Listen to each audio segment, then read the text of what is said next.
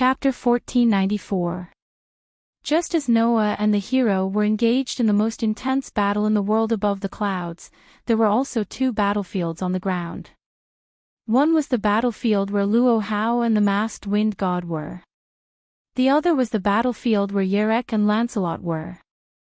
After Noah and the hero flew into the sky, Luohao, Yerek, Lancelot, and the masked wind god each found their own opponents and began to fight. Whoosh! The wind howled above the ground as if it had turned into a tornado, encircling the entire battlefield. It was not a wind generated by nature, but a wind generated by the masked wind god's power. In the center of the huge tornado that surrounded the entire battlefield, Luohao and the masked wind god stood facing each other with a distance between them. Luohao looked at the wind god, who was covered in bandages and wearing a mask on his face, and said coldly, "Unknown wind god, tell me your name." Hearing that, the masked wind god's body surged with a huge amount of curse power, but he did not say a word and completely ignored Luohao's question. This caused Luohao's brows to furrow tightly as she cried out in a delicate voice. "You should be a famous hero, or else you wouldn't follow the hero with the title of the Last King, and not even have the courage to tell me your name." The masked wind god raised his face slightly and faced Luohao with his masked face, still not saying a word. If it were any other time, whoever dared to ignore Luohao like this would definitely be torn to pieces by the unparalleled Wuling Alliance master. However, in the battle, Luohao was a famous wuxia hero, so she immediately understood something. "I see. Can't reveal your real name." In the world of Type Moon, the heroic spirits who descended in the form of servants would try their best to hide their real names in the Holy Grail War. This was because the heroic spirits were very famous heroes in all kinds of myths and legends, and each of them had their own stories. In these stories, the heroes' lives were described, and naturally, the abilities and weaknesses of the heroic spirits were included as well. Under such circumstances, if one revealed their real name without permission, others would find the weaknesses of the heroic spirits themselves from the myths and legends and restrain them. This situation was also applicable to this world. Some gods of disobedience would openly announce their names, just to be worthy of themselves. However, some disobedient gods would also hide their true names to prevent others from finding their weaknesses. Since the masked wind god had concealed his real name, appearance, and even his voice, and was unwilling to speak, he must be a famous god. Once his real name was exposed, it was very likely that his weakness would be exposed. "No, it's not just a weakness." Luohao shook his head and looked directly at the masked wind god.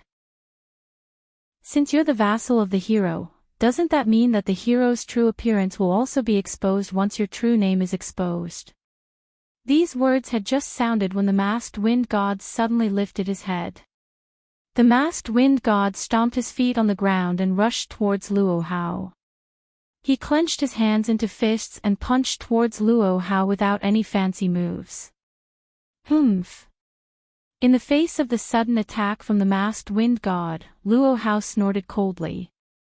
He neither advanced nor retreated. Similarly, he took a step forward. His right palm shot out at lightning speed, and his palm suddenly clapped. Bang! In the midst of a muffled sound that made people's hearts constrict, Luohao's seemingly weak palm actually slapped the masked wind god's fist away. Then, Luohao raised his other hand and struck a hard palm in the direction of the masked wind god. In this palm, Luohao used the power of the mighty Vajra divine skill and the unique skill of the 12 flying phoenix divine palms, combining the pinnacle of strength and skill, and struck out heavily. The palm, which was strong enough to split mountains and split rocks, caused the air to be compressed and burst, making a heavy sonic boom sound. It was extremely terrifying. The masked wind god did not seem to want to take such a palm head-on. His body suddenly moved, and he dodged Luohao's palm strike. Dong! The palm strike that landed in the air shook the atmosphere, causing the atmosphere to roar. The masked wind god, on the other hand, clenched his fists and put on an offensive posture. Facing Luo Hao's face, he threw out heavy fist shadows, smashing them like a storm. The fist shadows that filled the sky seemed to be chaotic, but in fact, they were faintly bombarding the weak points of Luo Hao's body. The method was quite clever. However, as the king of Wuxia who was the best in the world in martial arts, Luo Hao easily saw through the mystery and made this female hero who was not inferior to men make a loud declaration. Are you also a person who has reached the pinnacle of martial arts? As he spoke, Luo Hao raised both of his palms and quickly took up the stance of the 12 Flying Phoenix Divine Palms. He brandished both of his palms, and the wind from his palms, which carried extreme strength, seemed to form an invisible cyclone, scattering all the gravel on the ground. Bang! In the next moment, the fierce palm wind and the heavy fist shadow suddenly collided, causing the ripples of strength to violently fluctuate. Immediately, Luo Hao and the masked wind god raised their palms and fists at the same time, and with a dazzling speed, they quickly blasted out. Bang! Bang! Bang! Bang! Suddenly, the fierce palm strike and the heavy fist collided again and again, stirring up a low muffled sound that rang out incessantly. In the center of the tornado, the two figures intertwined with each other. Every palm strike, every punch, was almost a head-on collision, causing the vigorous chi to shake continuously. Luo Hao's 12 Flying Phoenix Divine Palms was indeed the pinnacle of martial arts. Although the palm strike seemed simple and there was nothing mysterious about it, the entire space was included in the attack range, making it impossible for people to escape. The masked wind god's entire body seemed to be in contact with Luo Hao. This was because the moment he approached Luo Hao, the masked wind god seemed to have turned into a meat grinder. Fists, elbows, fingers, legs, and even any part of the body at this moment erupted with incomparably powerful strength. Under such circumstances, the confrontation between Luo Hao and the masked wind god became extremely fierce. The fists and palms of both sides were like a torrential rain that vented on the enemy's body, causing the Han Chinese clothes on Luo Hao's body and the bandages on the masked wind god's body to be shaken until there were holes in them. Boom! At a certain moment, following a fierce collision, Luo Hao and the masked wind god both took a few steps back amidst the thump-thump-thump sounds. The first person to stabilize his body was the masked wind god. He stomped his foot on the ground and forcibly stabilized his body. The masked wind god suddenly raised a fist, which surged with a strong fluctuation of curse power. At this moment, even Luo Hao could clearly feel it. The masked wind god seemed to have used all the curse power in his body, condensing a force stronger than before. Immediately, the masked wind god rushed out quickly. That speed made the masked wind god's figure directly turn into a light shadow, like a mirage, rushing violently toward Luo Hao. No. That was not just fast speed. That was the power that Noah and Yerek both had seraphic speed. At this moment, the masked wind god suddenly released the power of seraphic speed and launched an attack. If it was an ordinary person, even a god slayer, faced with a sudden attack of seraphic speed, they might not be able to react in time. Unfortunately, Luo Hao did not. This was because this unparalleled Wuxia king had already mastered the mind's consummate skill that could even see through seraphic speed. The general will die soon, the soldiers will destroy his barracks, blood will flow in the wilderness, bones will be left in the border court, leaving only traces of the horse, leaving only the name on paper. In the light ballad, Luo Hao's words turned into a violent demonic wind, which shook from his body. Boom! A powerful storm broke out in the field, directly hitting the masked wind god's body, sending him flying out violently. Like a kite with a broken string, he fell heavily to the ground. Not only did the attack send the masked wind god flying, it also tore apart the bandages on his body. As a result, the masked wind god's body was exposed to Luo Hao's eyes. Looking at the masked wind god's body that was hidden under the bandages, Luo Hao's eyes suddenly focused. Chapter 1495. Luo Hao silently stared at the body of the masked god of wind, who had fallen to the ground. At this time, the bandages wrapped around his body broke apart inch by inch, completely exposing the body hidden inside to Luo Hao's eyes. However, what was exposed was not the skin that a human should have, but a white fur. It did not look messy at all. Instead, it was quite soft, but very dense white fur. Isn't it a human body? In Luo Hao's whisper, the masked god of wind jumped up very flexibly and stood up again. Looking at the broken bandages and exposed fur on his body, the masked god of wind was silent for a long time. After a while, he finally spoke for the first time since he appeared. It seems that there is no need to hide. With such a sentence, the masked god of wind directly tore the broken bandages on his body and took off his mask. The face under the mask, of course, was not a human face. It was an ape's face with a pointy mouth and monkey cheeks. Excellency Ape, with white body hair and a height of about 180 centimeters, appeared in Luo Hao's eyes. He was somewhat similar to the great sage, heaven's equal, and was wrapped in a red waistband. However, unlike the naughty and competitive expression of the great sage, Excellency Ape's expression was very mature, and even faintly had a feeling of being very intellectual and very wise. Excellency Ape with white body hair. Luo Hao's eyes flickered, and he seemed to finally understand something. In all kinds of myths, there were many Excellency Ape with white body hair. However, the medium used by the brave man who followed Excellency Ape to receive the weapons given by the gods of heaven was Manchala. As mentioned before, Manchala was a Japanese magic array with thousands of gods and Buddhas painted in geometric figures.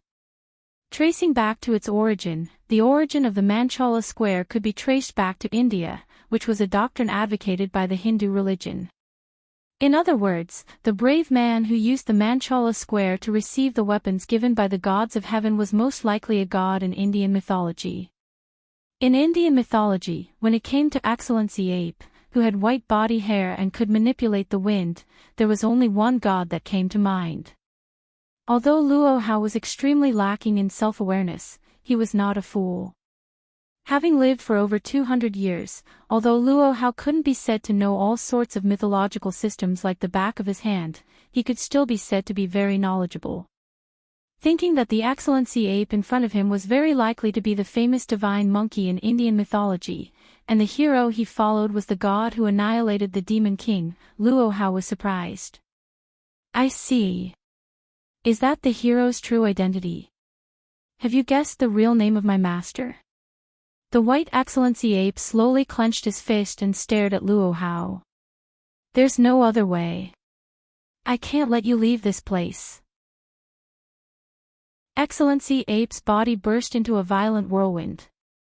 Although it is my master's duty to annihilate the Demon King, as a subordinate, it shouldn't be too much for me to carry it out on your behalf, right? Do you want to keep me here? Luo Hao smiled, but there was no trace of a smile in her eyes. You are indeed a famous hero, but if you want to keep Luo Zuilian, there should be a limit to your arrogance.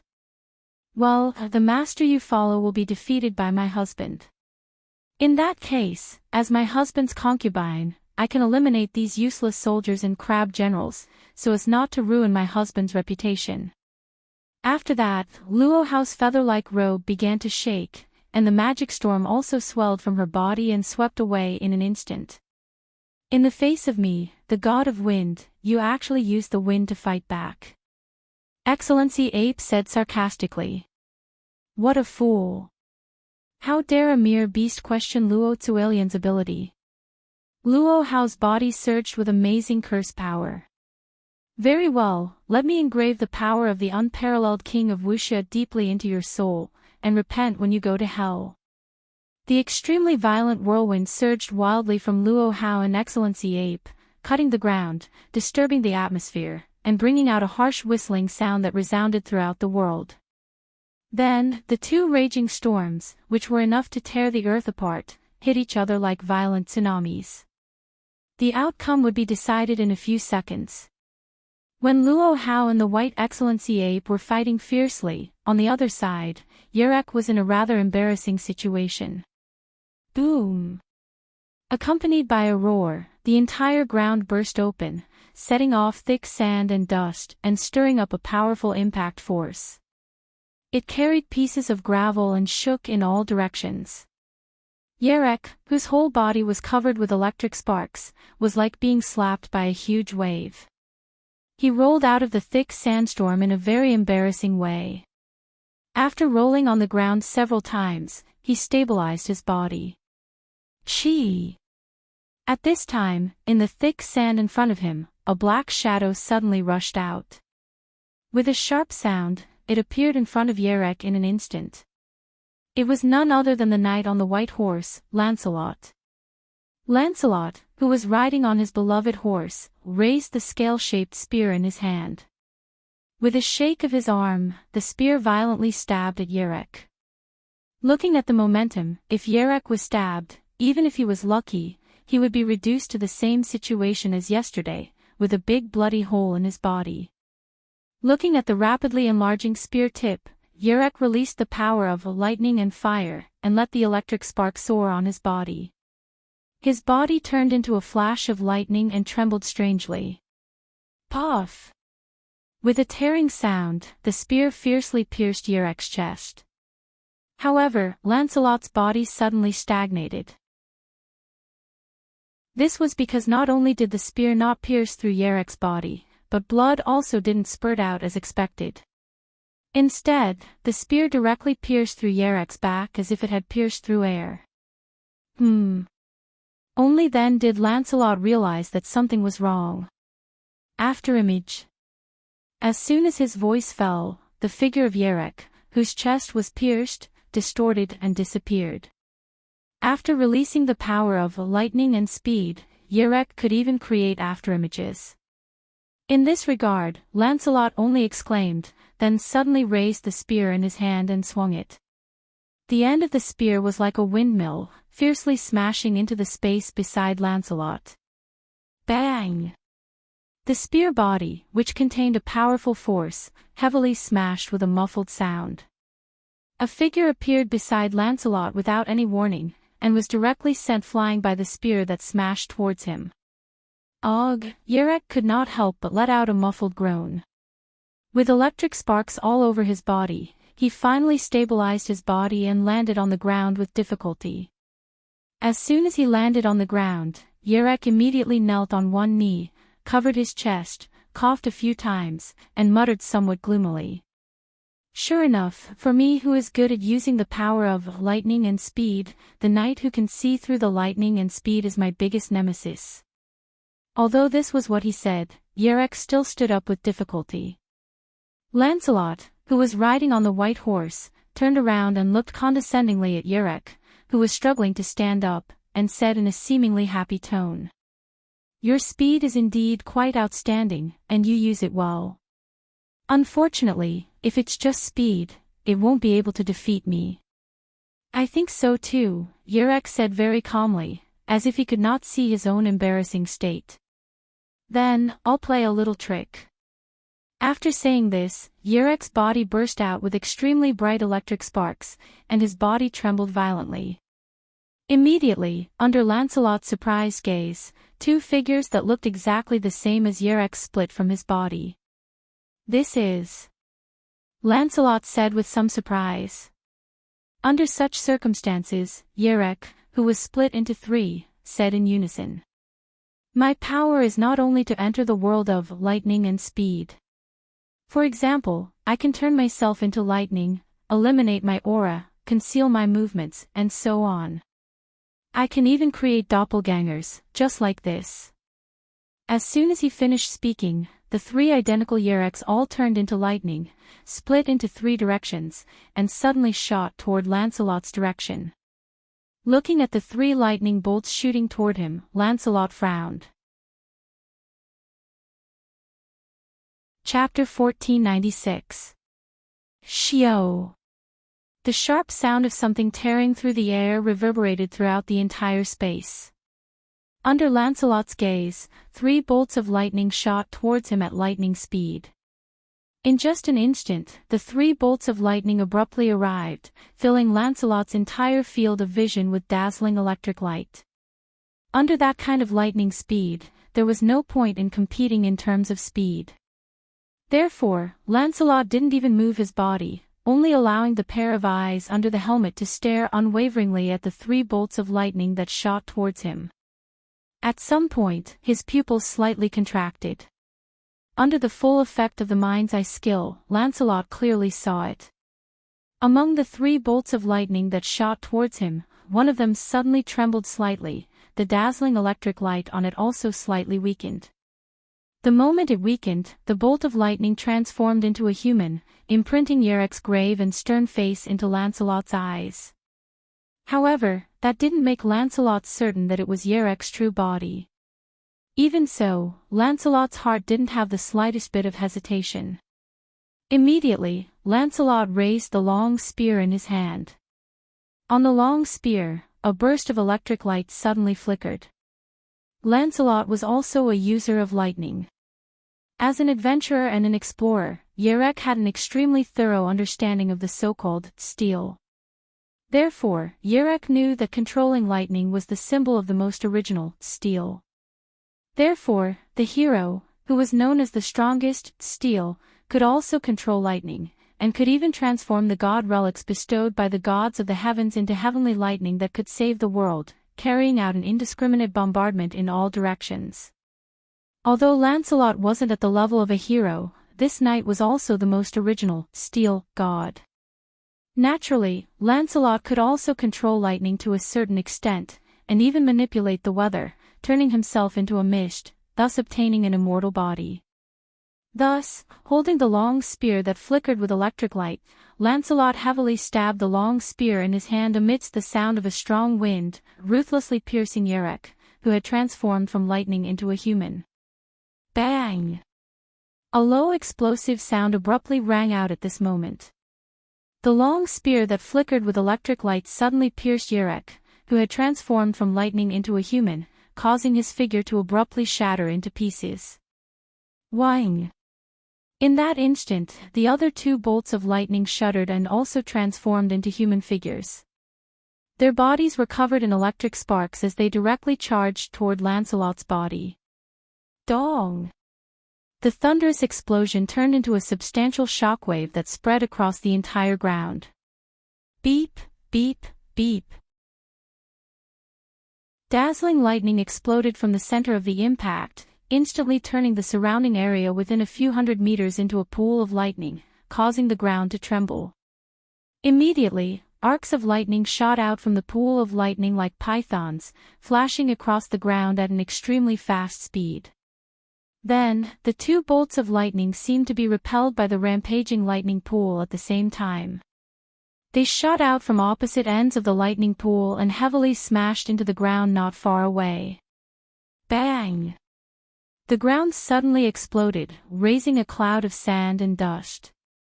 After an unknown amount of time, the dust and lightning gradually subsided. In the 2 pits, Lancelot, who was riding on a white horse, and Yarek, whose body was flashing with electric arcs, appeared at the same time. The armor on one's body seemed to have become charred. The clothes on the other's body were tattered and covered in dust. Both of them were also in a sorry state.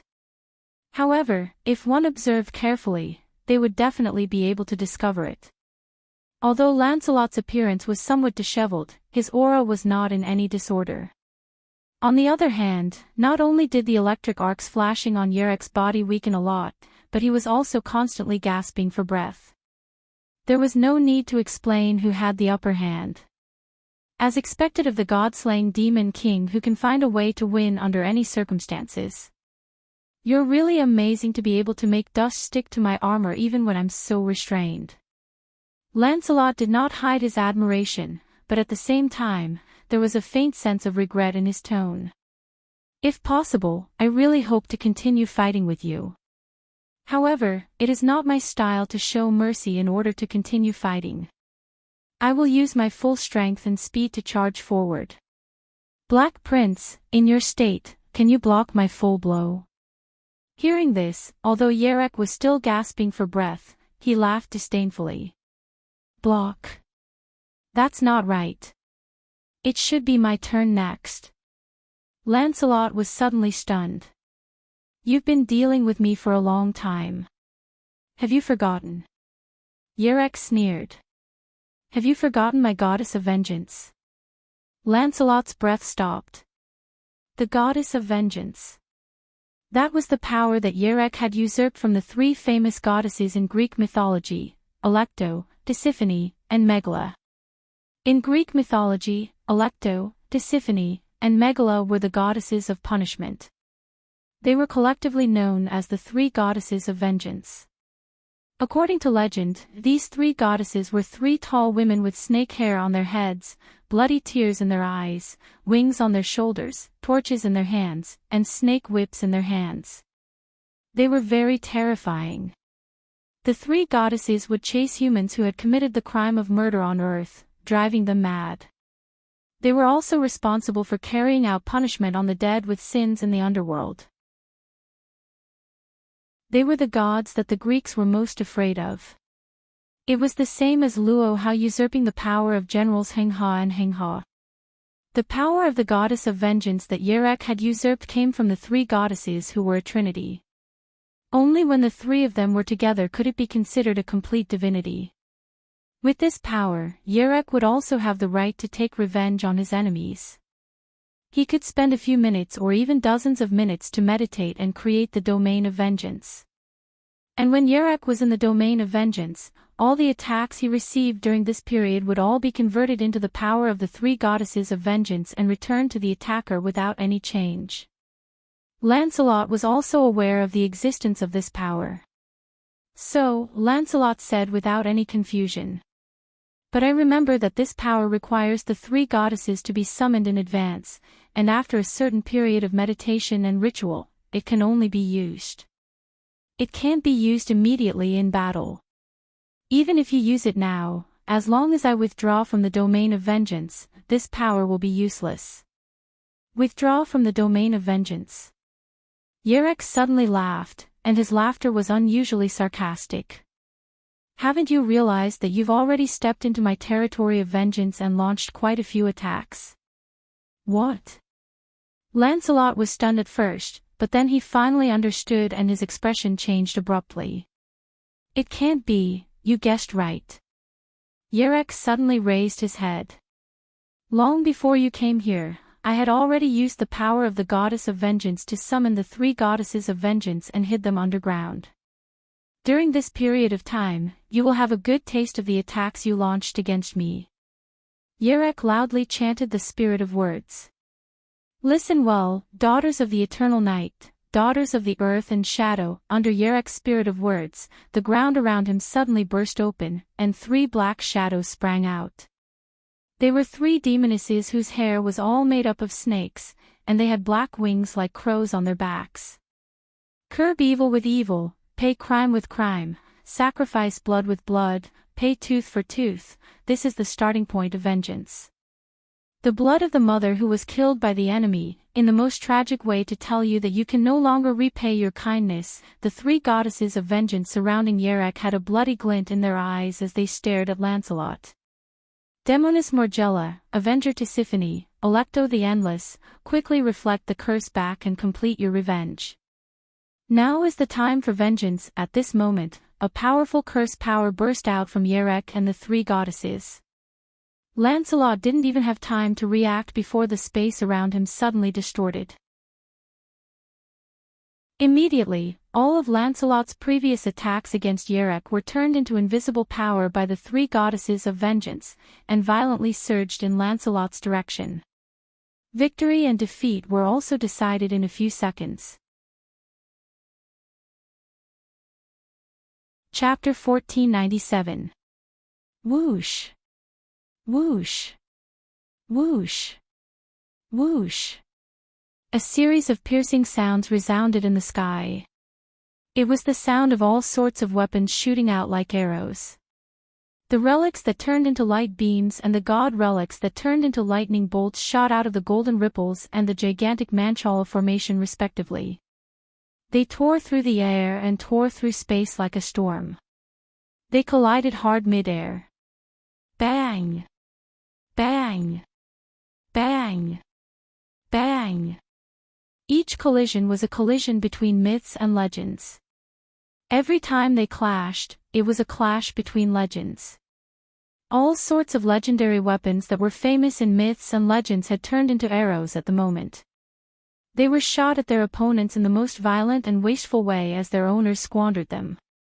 Whang! Every time a relic shot out from the golden ripples, turning into a beam of light and shooting towards the hero, the golden ripples would suddenly tremble, and new relic would be ejected one after another. Clang! Each time the god relic shot out of the gigantic Manchala formation and turned into lightning bolts that charged at Noah, the grids in the gigantic Manchala formation would glow and new god relics would appear one after another. Under such circumstances, Noah, who had golden ripples like water behind him, and the hero, who had a gigantic Manchala formation hovering behind him, stood in the air. They were not stingy at all as they unleashed their precious relics and god relics at each other. Undoubtedly, this was something that one would never see on a normal day. The reason being that the relics and god relics were charging at each other as if they were free. They collided with each other frequently, creating muffled explosions and scorching fire waves. The relics and god relics were mythical. Even the gods and heroes in all sorts of myths and legends would only own one of each relic and god relic under normal circumstances. However, it was such a weapon that allowed the gods and heroes to create their own legends. Nowadays, even the gods and heroes would only possess one mythical weapon under normal circumstances. They were all like worthless arrows that were thrown out by their owners one by one. What was squandering money like dirt? That was squandering money like dirt. However, both Noah and the hero had the right to squander money like that. Therefore, the battle fell into a stalemate. The hero who was holding the Savior Divine Sword looked at Noah who was throwing relics at him. His eyes flickered a few times. Subsequently, he let go of the Savior Divine Sword in his hand and allowed it to hover next to him. The hero extended his arm and took out a bow and arrow from one of the grids in the Manchala formation behind him. He held it in front of him and aimed it at Noah. He pulled the bowstring slowly. Bang! The arrow knocked on the bowstring immediately seemed to be on fire, exploding with an astonishing flame. Surya's arrow. Surya was the sun god in Hindu mythology. The undying hero Karna was his son. He was also the one who gave Karna the sun armor. Now, the hero took out the arrow given to him by Surya, the sun god in Hindu mythology, and shot the sun god's arrow. The flaming arrow suddenly swelled up in the wind, emitting a dazzling light. It was as if it had turned into a sun, rubbing against the air as it shot toward Noah. Looking at the bright and dazzling sun, Noah's face was as calm as an ancient well. He extended his arm and reached into a golden ripple behind him. In the next moment, a trident that seemed to be made of gold emerged from the golden ripple. Noah held it tightly in his hand and pulled it out. Swoosh! A surge of water suddenly appeared on the trident that seemed to be made of gold. Like two water dragons, they surrounded the body of the trident and gradually swelled. Poseidon's trident. In Greek mythology, the god of the sea was Poseidon. According to legend, when he was angry, huge waves would rise in the ocean and heavy rain would fall from the sky. Every inch of land on the continent would sink into the water and all life would be destroyed. The god of the sea's weapon was the trident. Using it, one could easily set off monstrous waves, storms, and tsunamis, sink the continent, and collapse the heavens and earth. Noah waved the trident in his hand toward the sun that was shooting toward him. The water around the trident suddenly exploded and turned into a monstrous wave. It surged out and covered the sky toward the sun that was shooting toward him. Amidst a bone-chilling sound, the sun was drowned by the monstrous waves. Half of the seawater was evaporated, and billowing steam filled the air, instantly covering the entire horizon. However, the remaining half of the seawater still surged out and mercilessly covered the direction of the hero. Looking at the monstrous wave, the hero's eyes narrowed. He released the bow in his hand and took out a new weapon from the mandala formation. It was a weapon called Vajra. Beep! Beep! Beep! A burst of lightning flashed from the weapon. Vajra. The term Vajra was originally used to describe the lightning used by Sakra. Indra was the heavenly emperor in Hindu mythology, also known as Indra. He was the king of gods in Hindu mythology and also the god of war. Later on, he even joined Buddhism and became the guardian god of Buddhism along with Brahma, one of the three supreme gods in Hindu mythology. Vajra was Sakra's weapon. The black rabbit that Noah knew was Sakra's family in the world of boxes. The god's persona weapon, Vajra replica, that he was using was a god's persona weapon that Sakra had given him. However, the hero was not using a god's persona weapon at the moment. Instead, he was using a real god's persona weapon that Indra had given him. The hero who was holding the Vajra replica lifted it above his head directly. The lightning flashing on it immediately surged. Tens of thousands of lightning bolts surged toward the monstrous wave that was surging toward him.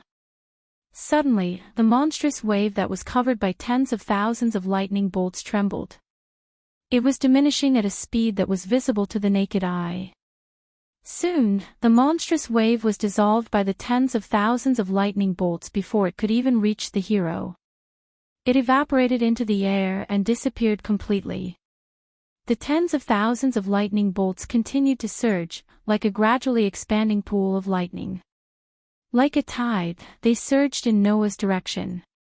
Seeing that, Noah narrowed his eyes and extended his hand toward the golden ripples that looked like water waves next to him again. This time, a heavy hammer popped out of the golden ripples that looked like water waves. Noah held it tightly in his hand. Lightning bolts surged on it as well. Mjolnir. It was the weapon that was known as the most powerful in Norse mythology. Everyone knew that Odin was the main god of Norse mythology. He was also the king who ruled over the Norse gods. However, in Norse mythology, the most powerful god was not Odin, who was the main god, but Thor, who was known as the thunder god. The weapon that made Thor the invincible Mjolnir was the Mjolnir. In order to fight the king of gods in Hindu mythology, Indra the heavenly emperor's lightning, Noah used the most powerful weapon in Norse mythology, the thunder god's weapon. There was no hesitation at all. Noah raised the heavy hammer in his hand and swung it at the tens of thousands of lightning bolts that were attacking him. Pang! It was as if even space itself was smashed by the heavy hammer. Countless lightning bolts exploded from the heavy hammer. In the next second, tens of thousands of lightning bolts collided with the lightning pool formed by tens of thousands of lightning bolts. Rumble. Amidst the earth-shattering roar, the collision of lightning bolts burst into flames, causing a terrifying wave of fire to suddenly explode and cover the entire sky. Chapter 1498. Boom! A deafening explosion that was loud enough to shatter one's eardrums echoed through the sky. The sound of the explosion resounded across the sky, causing an extremely terrifying firestorm to sweep out from the clouds in an instant.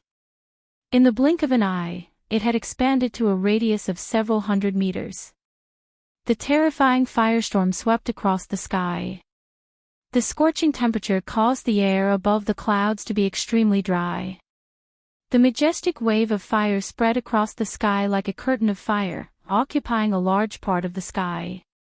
It distorted and blurred the space around it. The waves of fire were still churning like the waves of the sea, sweeping in all directions. One could faintly see lightning bolts shooting out from the center of the wave of fire, bringing about a series of thunderous roars. That scene was simply like a storm of thunder and fire mixed together, wreaking havoc above the clouds. The clouds below were dyed green and red, and the colors were constantly changing. It was believed that the so-called heaven and earth phenomenon must be referring to such a situation. Nobody knew how long the wave of fire and lightning wreaked havoc before the shocking commotion above the clouds gradually subsided. In the sky far away, the two silhouettes were still facing each other without moving. One of them had golden ripples behind him while the other had a magic square floating behind him. Their gazes met in midair. However, no matter if it was the golden ripple or the magic formation, there were no traces of the famous relics and god relics in all sorts of myths and legends on it. Of course, it was not because the Demon King and the hero had used up all their treasures as they fought in the most extravagant way. The hero aside, Noah's Gate of Babylon had an automatic retrieval function. No matter how many relics Noah threw out, the valuable relics would be retrieved one by one.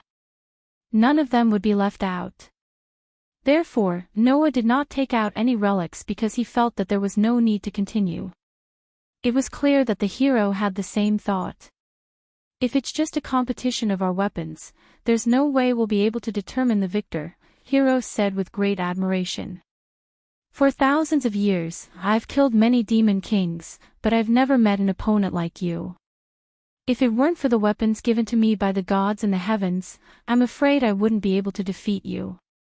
Why was Gilgamesh known as the strongest existence among the heroic spirits? The reason was simple. It was because the hero king had all the prototypes of relics since ancient times. And every heroic spirit had their own weaknesses and their own myths and legends. With all the noble phantasms, Gilgamesh could easily find the noble phantasms that targeted the weaknesses of his enemies and mercilessly kill them. Now, Noah and the hero were in the same situation. No matter what kind of relics Noah used, the hero would be able to find a god relic that targeted it from his treasure vault. No matter what kind of god relic the hero took out, Noah would be able to find a relic that could defeat it from his treasure vault. Both of them were not competing with strength, but wealth. In the end, no one would know who had the better collection unless they continued to compete.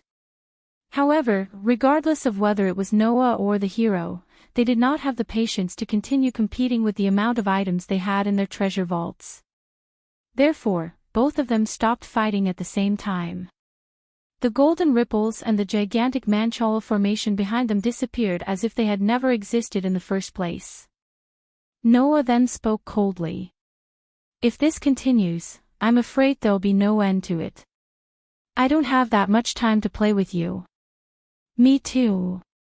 I must complete my mission as soon as possible and fall into a deep slumber again, the hero agreed and suggested. In my opinion, from now on, let's not use weapons to attack each other. Let's just use force to determine the victor. Noah raised his brow when he heard that. He looked at the hero with a faint smile. That's easy for you to say. Even if you don't use the weapons given to you by the gods in the heavens, you still have the powerful divine sword. As for me, are you going to let me fight the divine sword that saved the world with my bare hands? There's nothing I can do about it. This saber is like a part of me, the warrior said, shaking his head. Although I still have the support of the ancient treaty, if I lose the divine sword, my strength will be greatly reduced. When that happens, I definitely won't be able to defeat you. That's why I have no choice but to use the divine sword. This really surprises me. Noah looked at the hero with some surprise. Undoubtedly, you have the support of the ancient treaty. You have the strength of 7 godslayers. Do you really think that you won't be able to defeat a single godslayer without the divine sword? I also find it unbelievable, but that's what I feel. The hero looked at Noah with an extremely serious expression. I can feel that you're different from the other godslayers. Your strength is beyond my imagination. Without the divine sword, I definitely won't be able to defeat you. Noah couldn't help but look at him in a new light when he heard the resolute and decisive words of the warrior. Your senses are very sharp, Noah said indifferently. That's right. The way I see it, if you don't have the divine sword, even if you have the support of the ancient treaty, you definitely won't be a threat. That's why I won't give up on the divine sword. The hero nodded calmly. Since you also have 1,000 weapons, you should be able to find a weapon that can rival my divine sword in your collection, right? The hero's words made Noah's mouth fall open slightly.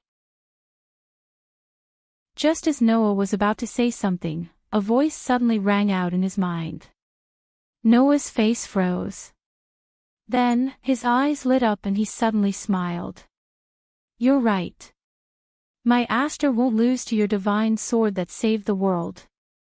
As soon as he finished speaking, a crisscrossing sword mark on the back of Noah's hand emitted a blinding light. The dazzling light that blossomed from the elven engraving surged like a tide. Within it, a petite girl with long silver hair that reached her waist and a mysterious aura appeared. That's... The hero was a little surprised. Aster. Noah looked at the elven girl that appeared in the light. His tone became more or less excited. You're finally awake. Noah's voice made the elven girl that appeared in the light slowly open her eyes and stare at Noah. In those eyes, there was a sense of mystery that could be easily seen by others. Also, there was a strong sense of attachment that could only be seen by Noah. Master, with a soft call, Aster floated out of the light and followed the pull of gravity towards Noah. Noah opened his arms towards the elven girl that descended from the sky. With a gentle movement, he embraced Aster, who was leaping into his arms, and chanted. Cold Steel Queen, holy sword that slays demons and demons, turn into a sword of steel and bestow me with divine power. It was an incantation that was written in a completely different language. Even the hero didn't know that in this world, only Noah knew the elven language. In the midst of the incantation, the elven girl that leaped into Noah's arms slowly closed her eyes. Her whole body disintegrated into light particles and gathered in Noah's palm. Then, the silver holy sword gradually took shape and was tightly held in Noah's hand. Clang! A dazzling light blossomed from the silver holy sword. It was comparable to the light of the sun, a brilliant white light that illuminated the entire cloud. The hero widened his eyes slightly and tightened his grip on the divine blade of salvation. Clang! The divine blade of salvation suddenly bloomed with a dazzling light, as if it was trying to fight for the space occupied by the brilliant white light. The platinum light instantly surged in all directions like waves. Holding the silver holy sword tightly, Noah closed his eyes.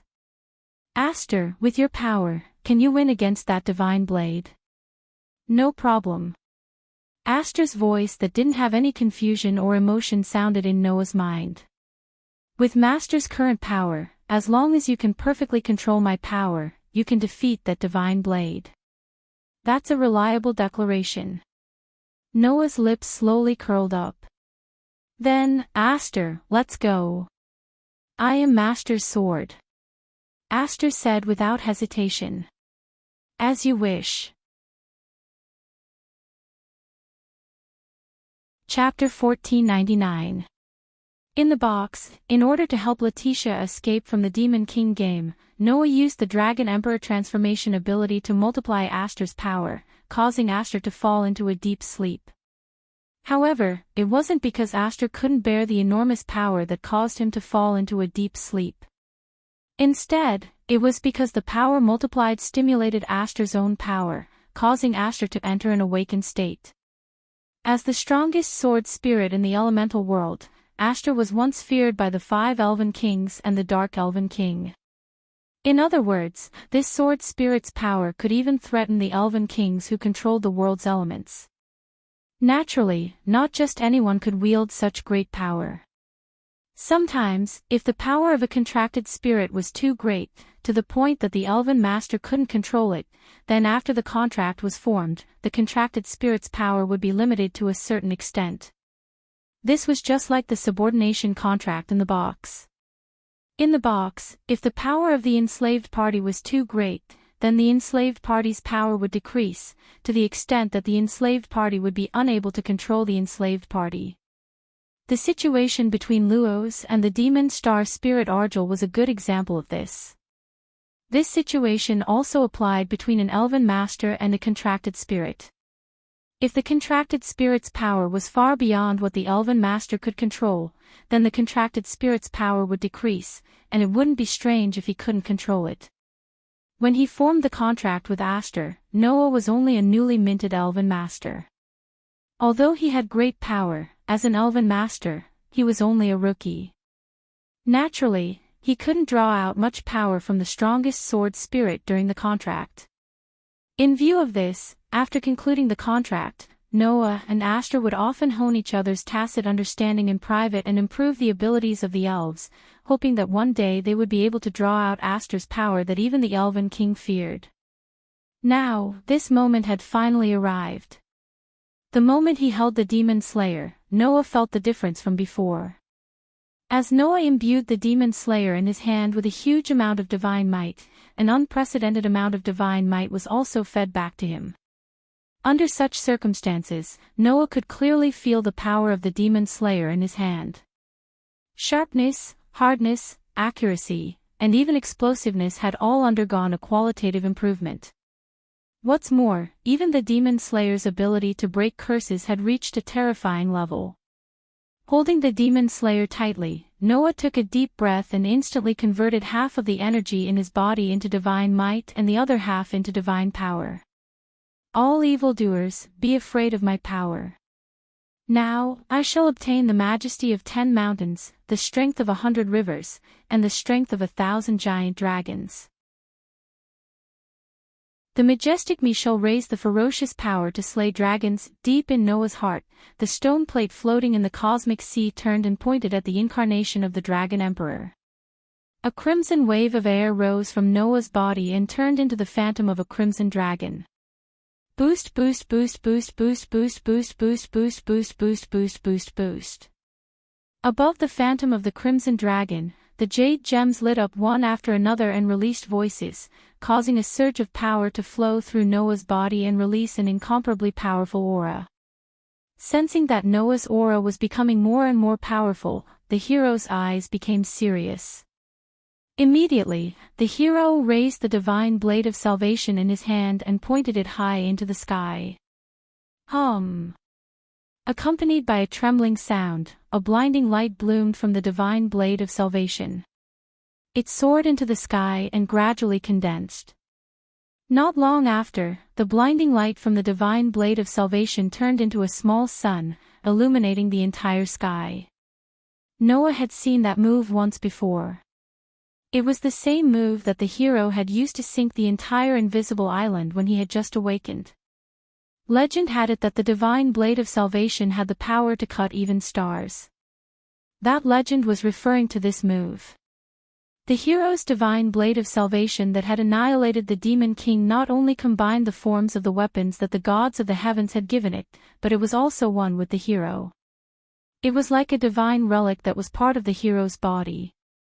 Therefore, apart from being able to release the Manchala formation, this divine blade also had two abilities that were closely related to the hero. The other was the same as the original, steel, the ability to release lightning. This ability was the so-called lightning of salvation. The other was the same as the steel god. It could extract a large amount of energy from the earth and turn it into an attack that could cut stars. This ability was called the light of salvation. Now, the hero was using the second ability. Divine blade that is connected to my life, show the light of salvation and bring peace to the world. The hero chanted the sacred words and stepped into the void. He raised the divine blade in his hand and pointed it at the small sun above him. Like a god holding up the sun, he shook his arm and suddenly swung it down. In an instant, the sun that was shining brightly was like a huge meteor of light that fell from the sky. It rubbed against the air, and even the edges of its outline were flashing with red flames. It fell furiously in Noah's direction.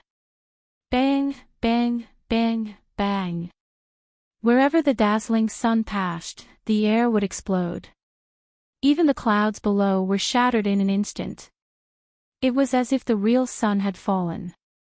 With unparalleled power, it suppressed Noah's direction. Raising his head, Noah looked at the scene that resembled the falling sun. His robes fluttered in the strong wind, but a fierce light flashed in his eyes. Clang! Gorgeous white light spread out from the holy sword in Noah's hand like a tide. Holding the holy sword that was also blooming with blinding light, but the light was not platinum. It was pure white. Noah fiercely stepped into the void. With a dong sound, his whole body rushed up and rushed toward the falling platinum sun. The brilliant white light that bloomed from the holy sword covered Noah's whole body with a layer of light. From afar, it looked like a comet that shot into the sky and violently shot toward the falling platinum sun. The scene was extremely shocking. In this way, the comet that shot into the sky directly hit the platinum sun. It was at this moment that a clear voice reverberated in the air. Absolute sword skill. Formbreaker Ardent Flower Spiral Sword Dance 36 consecutive strikes. As soon as the voice fell, it heavily hit the front of the comet that was above the platinum sun, and a burst of sword light flashed. Clang, clang, clang, clang, clang, clang. Amidst the crisp sword sound, streaks of sword light flashed across the surface of the platinum sun like a storm. They swept past the platinum sun at a speed faster than the speed of sound. The slash that turned into a sword light cut the platinum sun into countless petals, causing the falling platinum sun to suddenly stop in midair and collapse completely. An earth-shattering roar resounded. The platinum sun exploded in the sky, turning into light particles that scattered in all directions. What? The hero was shocked. An attack that could even cut a star was actually cut open. While the hero was still in shock, the comet that heavily hit the platinum sun in the sky suddenly turned and cut through the space. It was as fast as lightning, blowing away the light particles that filled the sky and rushing toward the hero. Only then did the hero react. Looking at the comet that was violently shooting toward him, he quickly raised the divine blade of salvation in his hand. Clang! The crisp sound of metal clashing reverberated clearly in the sky. The holy sword and the divine blade that were blooming with blinding light collided with each other, causing a dazzling flash. Beep, beep, beep. Immediately after, amidst the sound of thunder, the bright electric light on the divine blade surged violently to the holy sword. Chapter 1500. Beep. Beep. Beep. Amidst the ear-piercing sound of electricity, bolts of lightning exploded on the divine blade of salvation. They were like pythons that instantly slithered onto the holy sword's blade. However, when the bolts of lightning that slithered onto the holy sword's blade came into contact with the brilliant white light of the demon slayer, they evaporated like water vapor and instantly turned into a wisp of green smoke amidst sizzling sounds. Seeing this happen, the hero was also extremely shocked. Even the lightning of salvation is ineffective. I'm sorry, Noah looked up and sneered when he saw the shock in the hero's eyes. My Aster has an extremely powerful ability to break curses. Now that I've fully unleashed my power, I can even break the powers of gods and gods' layers one by one, including the divine blade in your hand. As soon as he finished speaking, Noah suddenly dodged and took a step back. A huge amount of divine power gathered under his feet, and it exploded again. Ultimate sword skill. Primary form Purple Lightning. Noah, who had just taken a small step back, turned into a bolt of lightning in an instant. The holy sword in his hand, which was glowing with a brilliant white light, pierced towards the hero's chest mercilessly. The hero had no time to be surprised. He almost reflexively dodged to the side. Chee! The lightning-like spike immediately brushed past the side of the brave man's chest, cutting through his clothes and landing in the air. The hero could even clearly feel the cold touch in front of him, proving that the holy sword had pierced through his skin. If the hero's dodge had been even 0.1 second slower, there would have been a gash in front of him. If it had been anyone else in such a thrilling situation, they would have felt a chill in their heart. However, the hero was an expert who had annihilated all the gods' layers since ancient times. He felt his heart tighten, and a burst of violent lightning erupted from his body. Clang! Although the burst of lightning did not reach the silver holy sword, it bounced the holy sword away from the hero's body.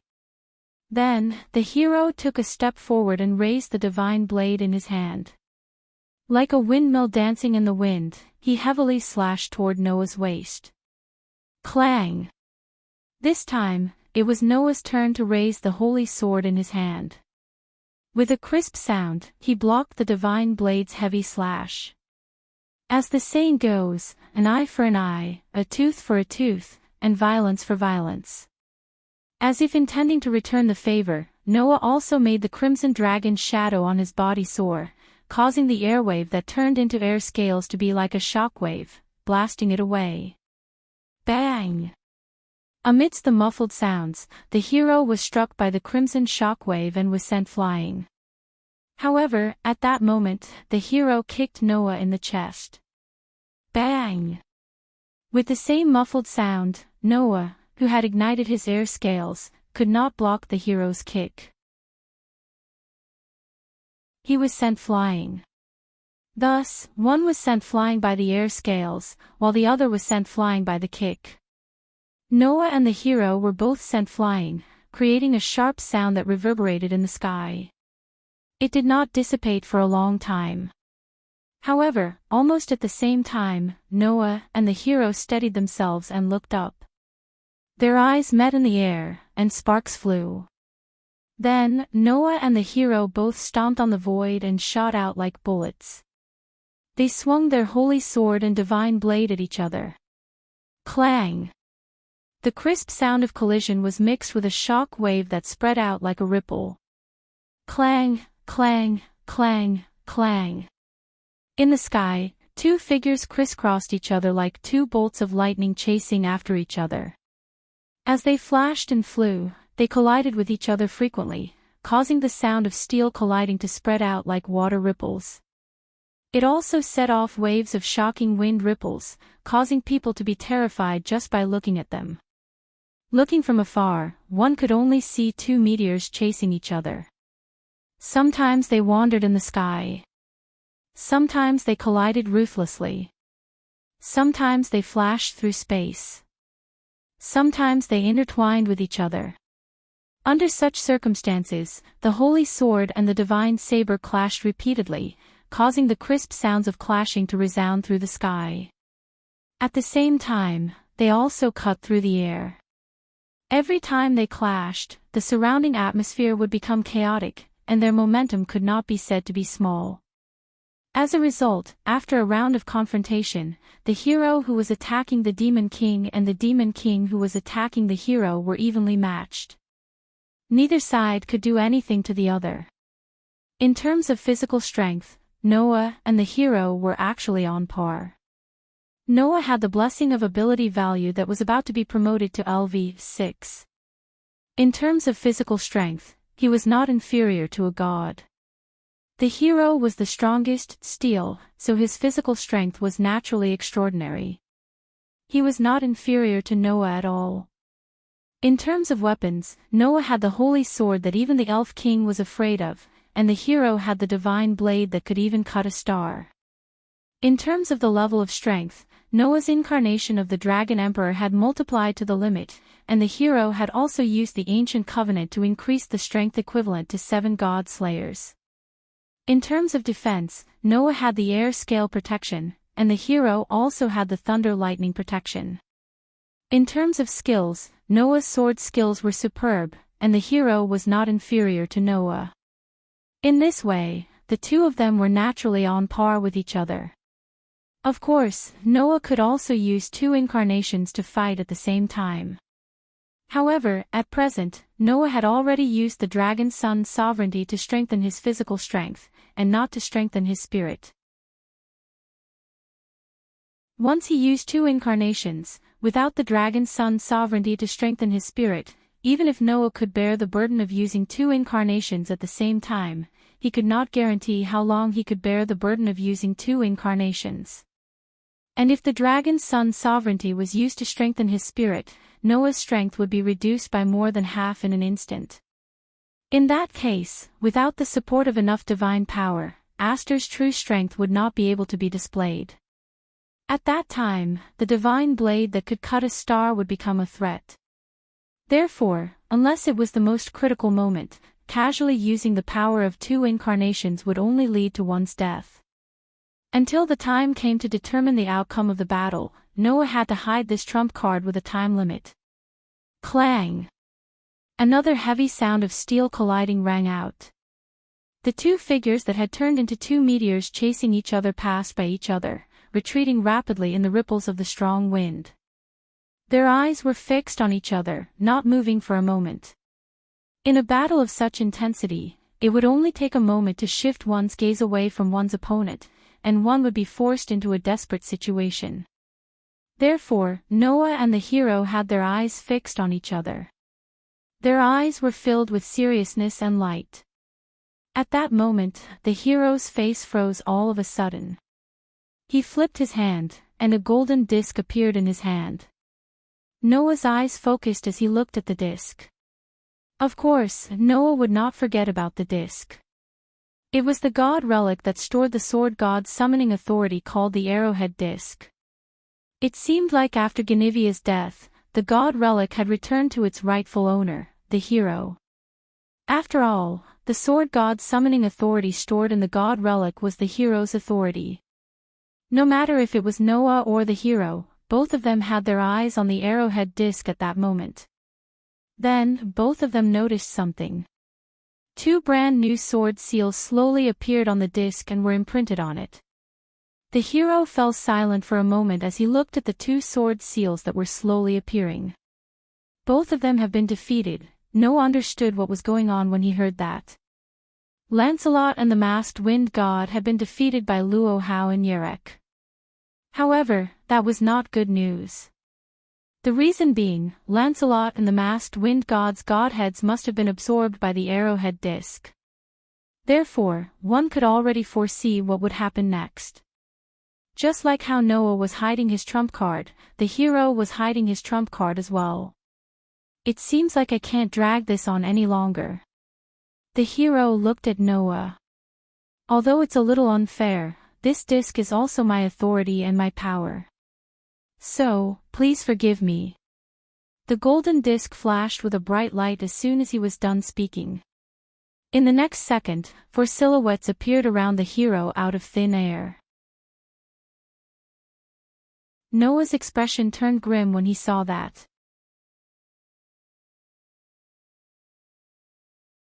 Chapter 1501. Looking at the group of people who appeared out of thin air around the hero and surrounded him as if they wanted to protect him, Noah could not help but be speechless. The 4 of them could be regarded as Noah's acquaintances. One of them was a handsome man riding on a winged celestial horse. One was ape deity who was riding on a golden cloud. One was a knight riding on a handsome white horse. One was wind god, who was surrounded by whirlwinds and was covered in bandages. He also wore a mask on his face. Perseus. Great sage, heaven's equal. Lancelot. Masked wind god. The group of 4 gods of disobedience surrounded the hero and cast their gazes on Noah. Godslayer. Perseus revealed a smile that was as refreshing as the sun. We meet again. I didn't expect that I would have the chance to fight with you again. Great sage, heaven's equal laughed heartily. It couldn't be better. As expected, I was resurrected along with him. Lancelot spun the long spear in his hand and spoke with some helplessness and some joy. It's a little despicable for a dead person to use this method to come back to life, but there's no other way. Apart from being an invincible warrior, I'm also a servant who protects my master. Let me fulfill my duty as well. Only masked wind god looked at Noah silently. In order to protect the secret of the hero, he firmly pursued the doctrine of mysticism. Waves of powerful curse power surged out from the gods, and like invisible waves, they spread out in layers. Noah's excellent sensing ability allowed him to clearly feel the powerful curse power surging from the four gods of disobedience, including Perseus, Great Sage, Heaven's Equal, Lancelot, and Masked Wind God. Almost every wave of curse power was 100 times stronger than that of an ordinary magician or conjurer. However, it was precisely because of this that Noah frowned slightly. It was not because the curse power of the four gods of disobedience was too strong. On the contrary, the curse power that surged from Perseus, Great Sage equaling Heaven, Lancelot, and the Masked Wind God was much weaker than before. This result made Noah's heart skip a beat.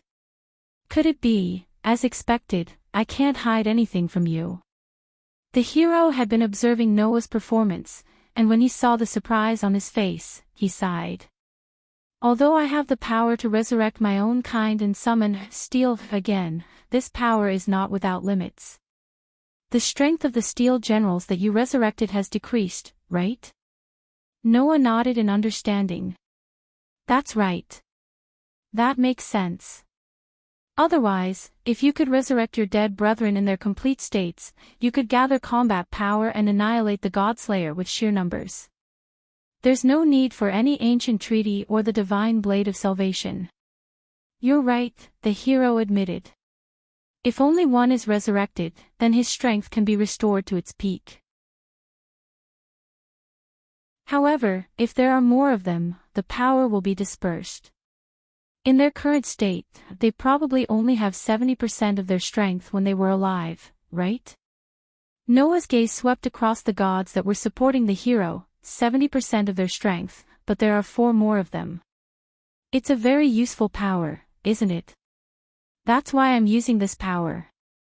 The hero nodded solemnly, and then his gaze swept across the 4 gods of disobedience around him. Everyone, please lend me your power. You want to use my power to conquer the Demon King. My savior. Perseus pulled out his saber from his waist in a forthright manner. Although I don't like to be ordered around, there's no other way in this situation. Old son, I have no objections. Great Sage equaling Heaven flipped his hand, and the Rui Jingu Bang appeared in his hand. Since you've given me a chance to kill my enemy, then I'll lend you some of my power. Wielding a spear for my lord is Lancelot's long-cherished wish, Lancelot declared loudly. To be able to run at full speed once again, I'm satisfied. Masked Wind God clenched his fist without saying a word, causing the whirlwind around him to become even more violent. At this moment, the 4 gods of steel locked their hostility on Noah. Looking at Noah, who was holding the silver holy sword, the hero spoke in a low voice. Don't hate me. As soon as he finished speaking. What are you waiting for? Great Sage equaling Heaven shouted. Do it. As soon as he finished speaking, the 4 gods of steel suddenly shot out. Almost at the same time, Noah retreated without hesitation, trying his best to distance himself from the 4 gods of disobedience. However, that was meaningless. This was because Excellency Ape, who was stepping on a golden cloud, and Wind God, whose body was surging with a storm, had released the power of seraphic speed at the first moment. With a terrifying speed that no one could match, they turned into phantoms and flashed in front of Noah in an instant. God Slayer. Great Sage equaling Heaven shouted loudly. Have a taste of the power of old son's Rui Jingu Bang. Before he could finish his sentence, the Great Sage equaling Heaven's steel rod, which weighed 13,500 pounds, was like a heavy mountain. With a swing, it was aimed at Noah's head. At the same time, Masked Wind God also raised a huge fist, which was swirling with a whirlwind to the extreme. Like a cannonball, it was heavily aimed at Noah's chest. The power of the steel rod and the fist shook the air, causing a heavy sonic boom to sound in the air. Even if such a blow landed on steel, it would be able to shatter it in an instant. Looking at the steel rod and the fist, which contained terrible power, smashing towards him, Noah finally had to take it seriously. I am the strongest, and I hold all victory in my hands. Whether it is a human or a demon, I am the one who defeats the hostility of all enemies. I will defeat any enemy that is in my way. The holy words of the God of victory, who was always victorious, turned into a spirit of speech, causing all the divine power that were sleeping in Noah's energy source to boil. Bang! The red air scales that covered Noah's whole body suddenly rose, like a dragon-shaped armor, protecting Noah in it. Dong! The steel rod and the heavy fist fell on the red air scales, causing a circle of ripples. At this time, Perseus, who was riding on the back of the celestial horse, and Lancelot, who was riding on the back of the white horse, had somehow circled behind Noah and galloped towards him. Don't forget about me. I can finally fight with you. I have been waiting for this day for a long time. With extremely passionate shouts, Perseus and Lancelot whipped their horses and charged towards Noah's back at an extremely fast speed. Swoosh! The sword in Perseus' hand cut through the wind and slashed towards Noah's neck in an extremely heroic manner. Whoosh! The long spear in Lancelot's hand pierced out explosively, piercing towards Noah's back amidst the sharp sound of the air being torn apart. Feeling the strong wind coming from behind, Noah was just about to react when another piercing sound resounded in front of him. 3 arrows turned into flaming light beams and streaked across the sky. At an extremely tricky angle, they brushed past the bodies of the great sage, heaven's equal and the masked wind god, who were blocking in front of Noah, and shot towards Noah. That arrow was shot by the brave warrior who was guarding the rear with his longbow. Furthermore, each and every one of those arrows contained the power of the ancient covenant. Noah had reason to believe that those arrows could break through the air scales on his body. At that time, the attacks of Perseus, the great sage, heaven's equal, Lancelot, and the masked wind god would all fall on Noah and kill him. This made Noah somewhat angry. Don't be too arrogant. The silver holy sword that was held tightly in Noah's hand suddenly shone brightly. Ultimate sword skill. Form 3 Dance of the Shadow Moon. A full moon suddenly expanded like a crescent arc. With Noah's sudden rotation, it suddenly appeared and swept towards the surroundings. Clang! The sudden appearance of the moonlight heavily bounced off the attacks of the 4 disobedient gods and sent the people surrounding Noah flying.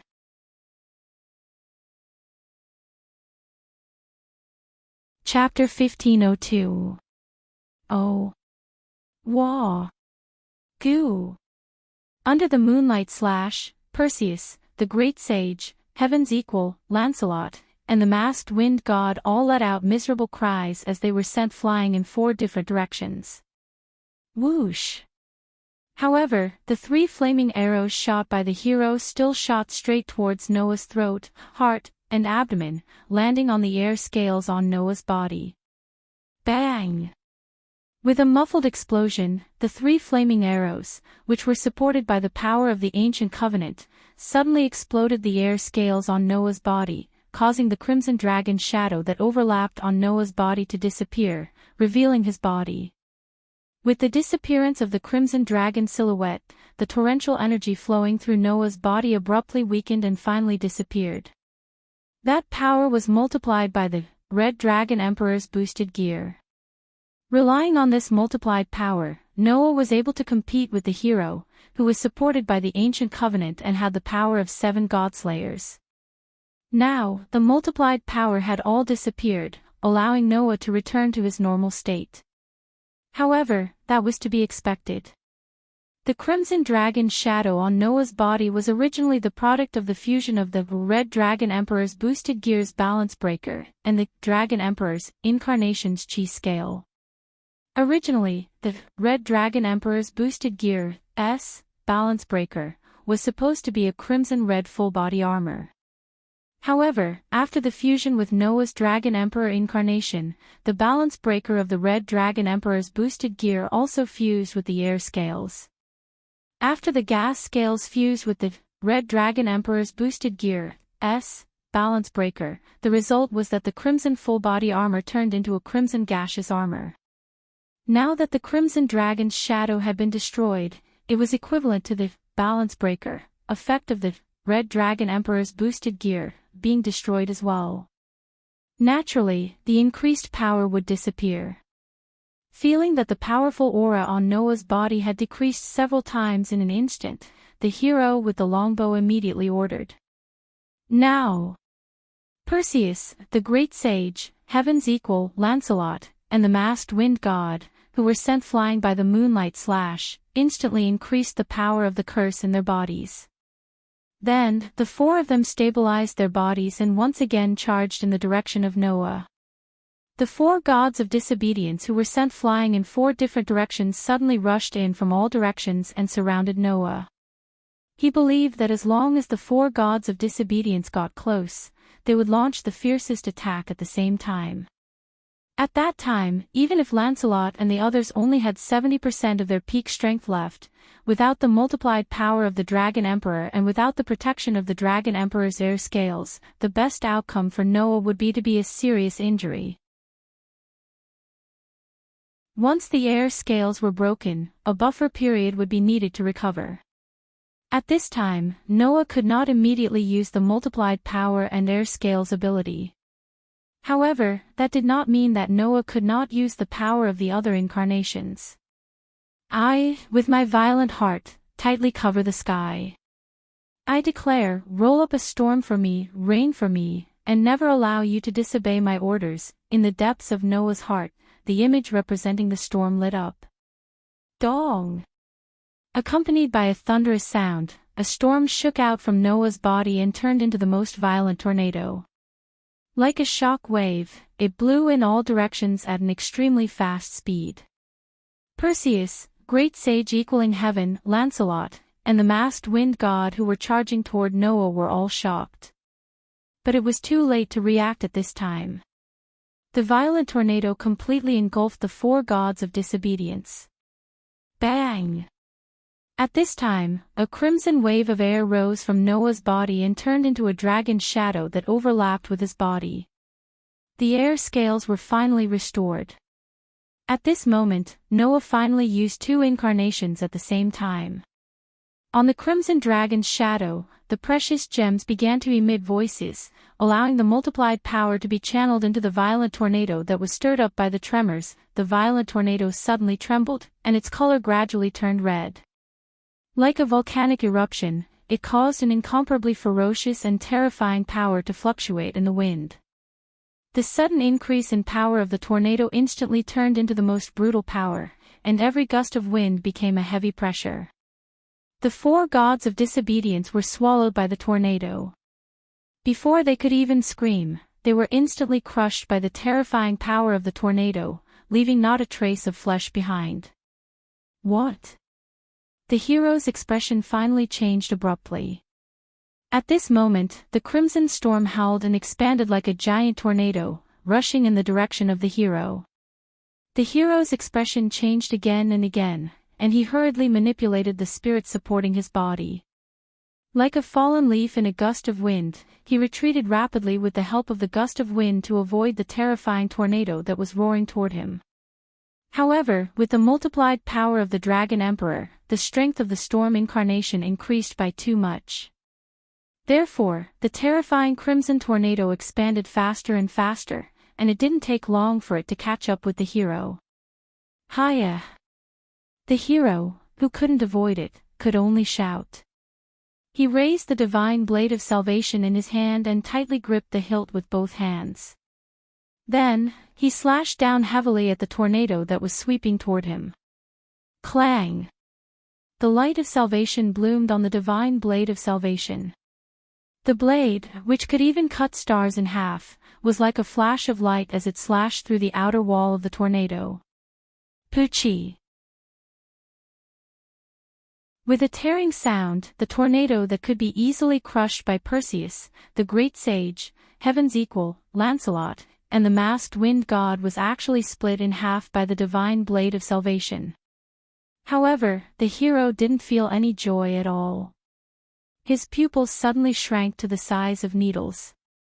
Amidst the piercing sound of something breaking through the air, a figure shot out from the storm that had been split in half. Like an arrow that had been released from a bow, the figure rushed in front of the hero. You! The hero's eyes widened. There, Noah's dark and deep eyes flashed with a fierce light. He raised the holy sword in his hand and mercilessly slashed down at the hero. Looking at the sharp blade that was getting closer and closer, the hero shouted again at the critical moment. His body surged with bright electric light. Poochie! With a crisp tearing sound, Noah's sword split the dazzling electric light that burst from the hero's body, just like how the hero had cut the tornado in half. Then, looking at the hero whose pupils shrank, Noah suddenly clenched his fists. Giant that blots out the sky supports the world with his hand. I will let this divine power flow into my body.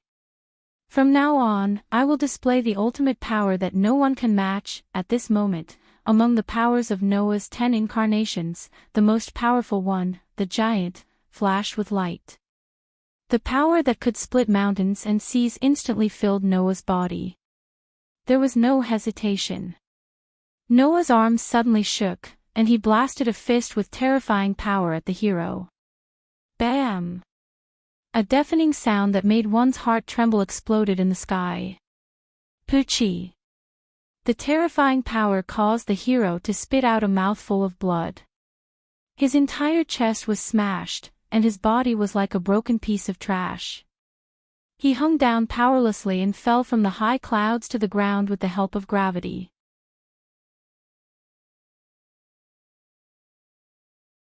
Chapter 1503. Shio! High up in the clouds, the sound of a meteor crashing resounded. A figure was like a kite with a broken string, penetrating through the clouds and turning into a meteorite that created sparks due to friction with the air. It fell back down at a terrifying speed that was above the speed of sound. In the end, the figure that turned into a meteorite heavily smashed into a beach. Bang! In the loud muffled explosion, a corner of the beach stirred up a thick cloud of sand, mixed with a violent impact wind, violently spreading in all directions. At this time, Noah finally descended from the sky and landed on the beach. Ugh! Just as he landed on the beach, Noah's face showed traces of pain, causing him to involuntarily hold his head and let out a painful groan. This was caused by using 2 avatars at the same time, which caused his mind to bear an excessive burden. It was just as Noah had expected. Without the blessing of the Dragon Sun Sovereign, using 2 avatars at the same time, even if the physical burden could be completely ignored with the ability value that was about to reach LV6, the mental burden was not. At this time, Noah felt like a live iron rod drilled into his head, very uncomfortable. Seeing Noah's appearance, Ashtar's voice involuntarily rang in Noah's mind. Master, I'm fine. Noah held his head, took a deep breath, and said so. Fortunately, using 2 avatars at the same time did not take a long time. It was just a little painful, but the burden was not too big. Ashtar, who was connected to Noah's mind, could easily sense that Noah was not lying, so he was relieved. Noah, who felt the pain slightly lessen, let out a sigh of relief, raised his head, and looked forward. There, the thick sand and dust that accompanied the shockwave began to gradually dissipate, revealing the scene within the sand and dust. A huge crater sat in the sand and dust, with gravel and stones rolling inside. In the middle of the crater, the hero lay there, spitting out mouthfuls of blood. The hero seemed to want to stand up, but did not succeed. This was because he couldn't even move a single finger. He took a closer look. The warrior's chest had caved in completely. That was definitely a fatal wound. It was a fatal wound that even a god could not escape. After all, even though Noah did not reveal himself and was unable to display the full power of the giant form, with the support of the giant form, Noah's full power attack was something that even 16 knights, who had broken the rules of the physical ability of the giant form, would not be able to match. Even a mountain would crumble in an instant after being hit by such a blow, let alone a body. Even though the hero was a god, being hit by such a blow was undoubtedly a fatal blow. Rather, it would be more accurate to say that the brave warrior was still able to struggle at death's door even when his chest was completely caved in. His fatality was already very tenacious. However, there was no doubt. The brave ones could no longer fight. Cough, cough. The warrior coughed up blood continuously. Due to his heavy injuries, he was unable to move at all. However, the warrior gritted his teeth and raised his head to look in Noah's direction. Noah met the hero's gaze and remained silent. Under such circumstances, the hero tried his best to squeeze out a smile. This time, I have indeed lost. The hero's voice was extremely weak. It was so weak that if the wind was slightly stronger and the distance was slightly further, it would have been impossible to hear. However, Noah heard it clearly. He heard the hero's words. But, this is only temporary. The hero stared at Noah closely. I will be back. Leaving behind this sentence, it was unclear whether it was advice or a warning. The hero slowly closed his eyes and lowered his head. The next moment, the hero's body flashed with a platinum light and turned into the shape of a sword. Clang! With a crisp sound, the sword that was blooming with platinum light fell from mid-air and the tip of the sword was embedded in the ground. That was naturally the divine blade of salvation. Noah furrowed his brows tightly as he looked at the divine saber that was stuck in the pit. The blade was radiating platinum light. It was not until this moment that Noah finally remembered. Athena had once said that the brave had an extremely powerful immortality. Even if he defeated the hero would only transform into the divine blade and enter a dormant state. In a few months, or as long as a few years, the hero would revive and wake up from his dormant state. When that happened, Noah would have to face this troublesome hero again. Aster, Noah said with a frown. Can you cut that divine blade in half? I'm not sure. Aster's voice sounded in Noah's mind again. However, I don't feel like I can cut it in half, so there shouldn't be a way. There shouldn't be a way. Noah's frown deepened. Even if I use the incarnation of the Dragon Emperor to increase your power, it still won't work. I don't think so. It was rare for Aster to say something without confidence. Although I don't know the nature of the sword, as a sword spirit, I can feel that it's immortal. Noah's tightly furrowed brows immediately loosened, and a troubled expression appeared on his face. In reality, Noah had already guessed that. After all, immortal god relics were not rare at all. Back then, wasn't Noah also unable to destroy the Holy Grail and retrieve the world fragment from it? That sacred magic tool was an undying and indestructible type.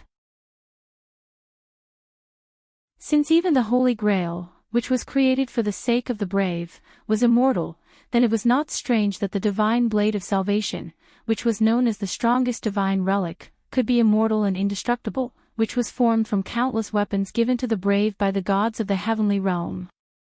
Otherwise, if the divine blade could be easily destroyed, the hero would not have been able to successfully kill the demon king and complete his mission. Could it be that there was no way to deal with the divine blade of salvation? Just when Noah was feeling helpless, a voice rang in his mind. I've told you that you can't defeat that man. The voice did not belong to Aster. Noah was startled for a moment, and then he was surprised. Athena. You're awake. Even if an immortal snake goes into hibernation, it will wake up in spring, Athena said calmly and arrogantly. With this characteristic, I've decided to wake up before I went into hibernation. It's either when you're killed by that man or when you're defeated by him.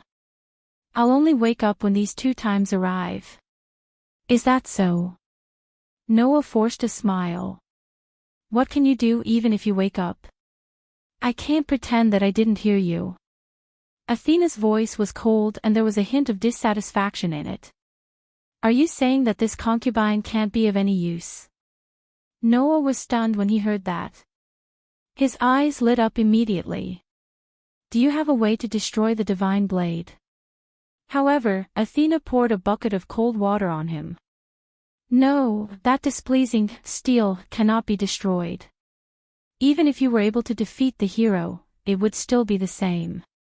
That being said, Athena's tone changed again.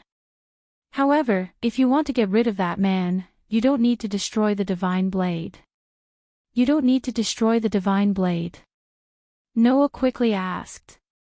Then what should I do? I've thought about this problem before, but after I fused with you, this problem was solved. Athena said. After becoming one with you, I was able to see your life from the depths of your heart. Noah's eyes widened. Did Athena see my life? Doesn't that mean, as if she saw through Noah's thoughts? Athena laughed out loud. Should I say that you're the one who transcends the world? Or the lucky one who is protected by the world? Even though I'm the goddess of wisdom, I didn't expect you to be such an existence. No wonder you're my fated one. As expected. Athena knew all of Noah's secrets. Thanks to you, I saw the hope of defeating that man. Athena's words were shocking. Noah Dole, turn me into the steel that saves the world.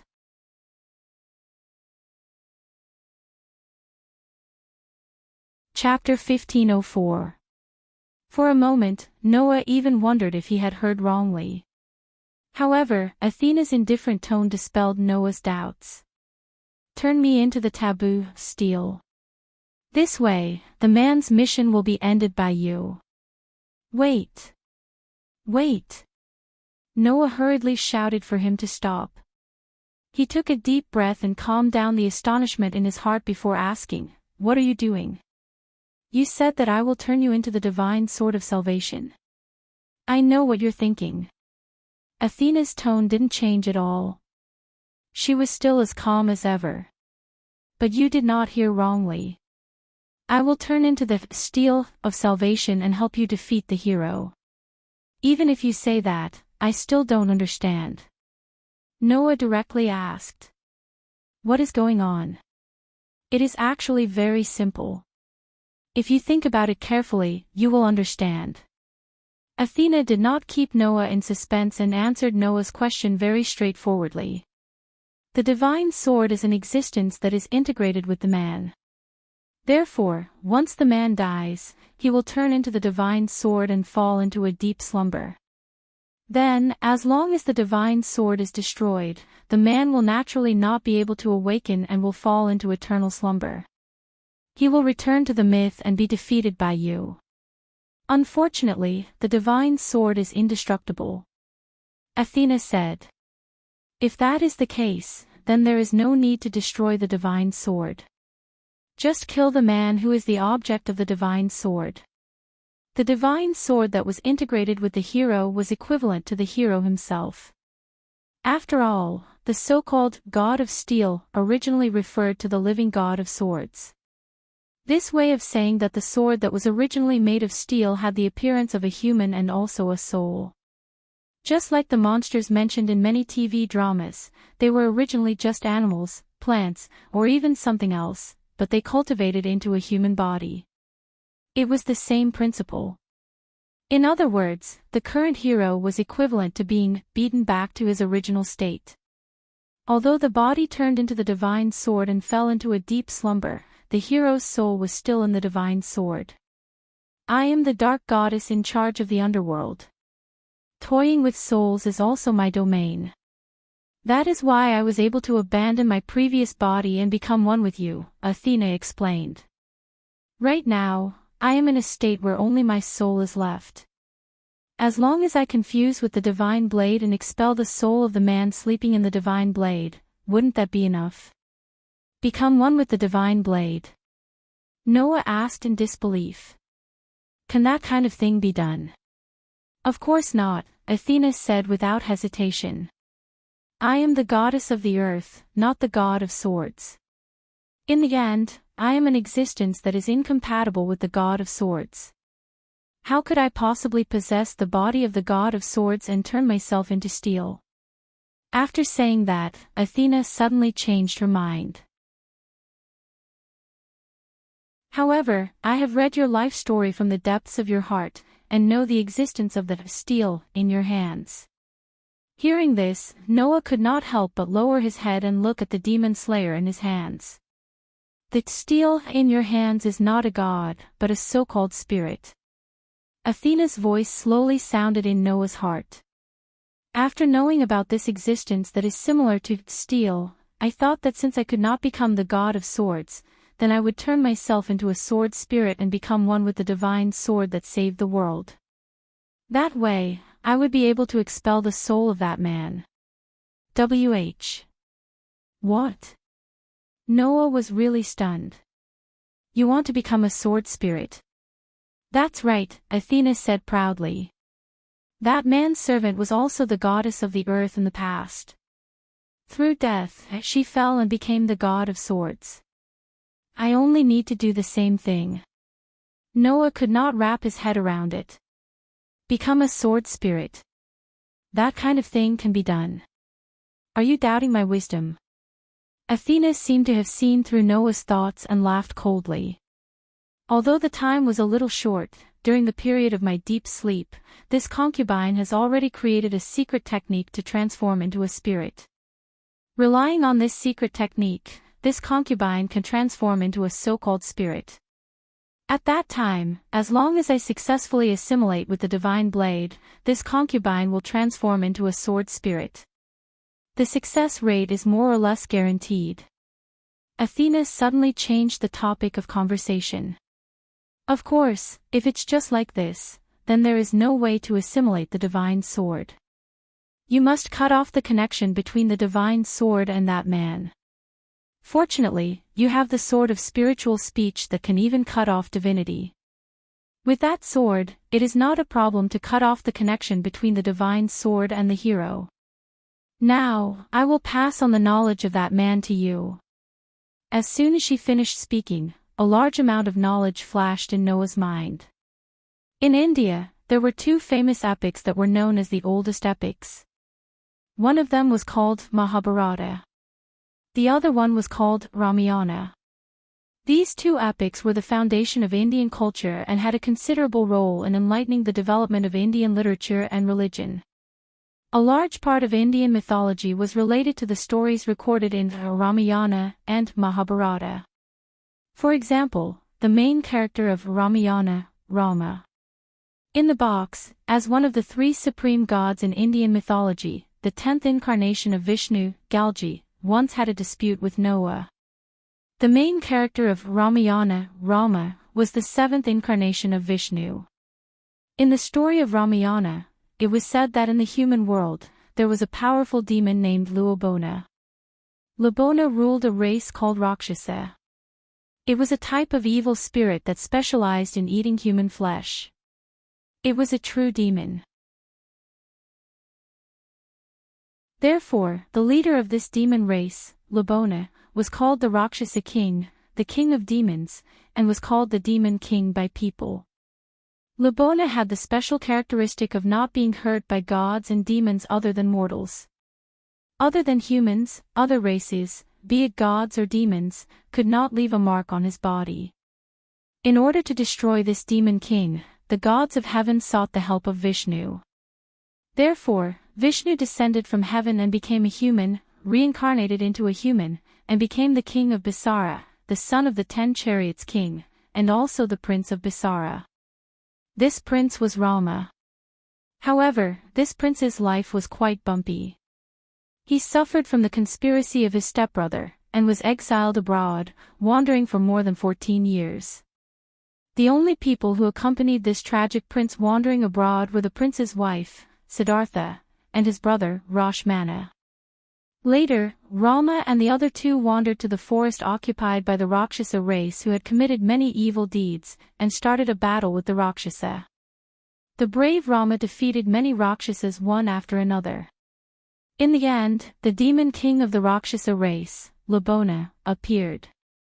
Even the gods were helpless against the demon king, who coveted the beauty of Rama's wife, Siddhartha, and captured her. In order to save his wife, Rama and his brother, Rashmana, embarked on a journey, and rushed to the city where Labona was. In the process, Rama met a white ape. The white ape's name was Hanuman, and he was the son of the wind god Vayu in Indian mythology. He was also the prototype of the great sage equal to Heaven's son Wukong in the famous Chinese novel, Journey to the West. Rama, who got acquainted with the white ape Hanuman, received the help of the son of the wind god. With the help of his younger brother Rashmana and the white ape Hanuman, who followed him, he finally annihilated the demon king Ravana and took back his wife. He returned to the country of Bazar and became the king. In other words, Rama was a hero born to destroy the demon king, and he was also the king who finally succeeded in destroying the demon king. Therefore, he who appeared in the apocalypse was called the last king. Therefore, the gods of heaven gave him the mission of subjugating all the demon kings on earth. Therefore, the masked wind god who followed him was the ape god who had white body hair and could control storms. Therefore, the subordinate god who helped this brave warrior to bear all the distortions and arrogance of the god of disobedience, and was called the younger brother, was Rashmana. That's right. The brave warrior who destroyed the demon king was called Rama. When the name came out from Noah's mouth, in his heart, the stone plate with 10 patterns on the outline suddenly turned and pointed in the direction of the warrior. Clang! A bright golden light flashed in Noah's hand.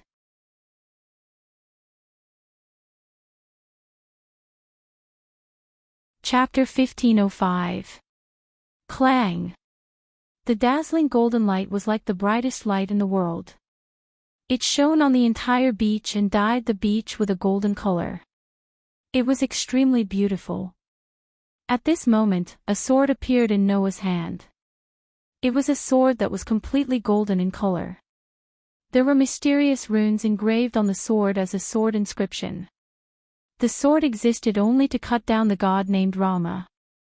The knowledge that flowed in Noah's mind turned into a sword that could cut through the godhead and appeared in Noah's hand. Buzz! At this moment, the Savior Divine Saber that was emitting a platinum light seemed to have sensed something and trembled slightly. It was a reaction that would only occur when it felt threatened. Looking at the Savior Divine Saber that was trembling, Noah subconsciously raised the golden sword in his hand and swung it at the Savior Divine Saber that was emitting a platinum light. Clang! The sword radiance turned into a flash of light, allowing the sword to cut through the space and slash at the Savior Divine Saber. Slash! Accompanied by the sound of flesh tearing, the golden sword slashed at the Savior Divine Saber violently. However, the Savior Divine Saber did not break. Instead, it was as if something had been cut off. The light on the sword suddenly stopped. At this moment, light particles suddenly flashed on Noah's body. The light particles turned into the shape of a white snake. Like a stream of light, it suddenly shot out and instantly disappeared into the Savior Divine Saber. Buzz! Suddenly, the Savior Divine Saber trembled violently like never before. Buzz, buzz, buzz, buzz.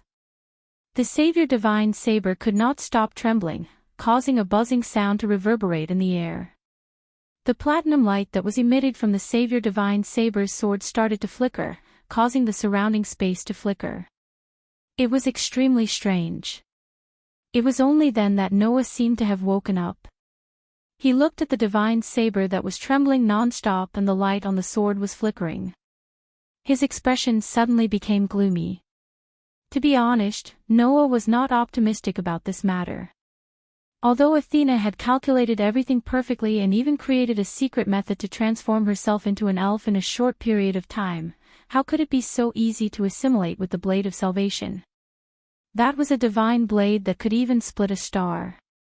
Even if Noah used the sword of speech to temporarily cut off the connection between the blade of valor and the blade of valor, Athena's condition was not good.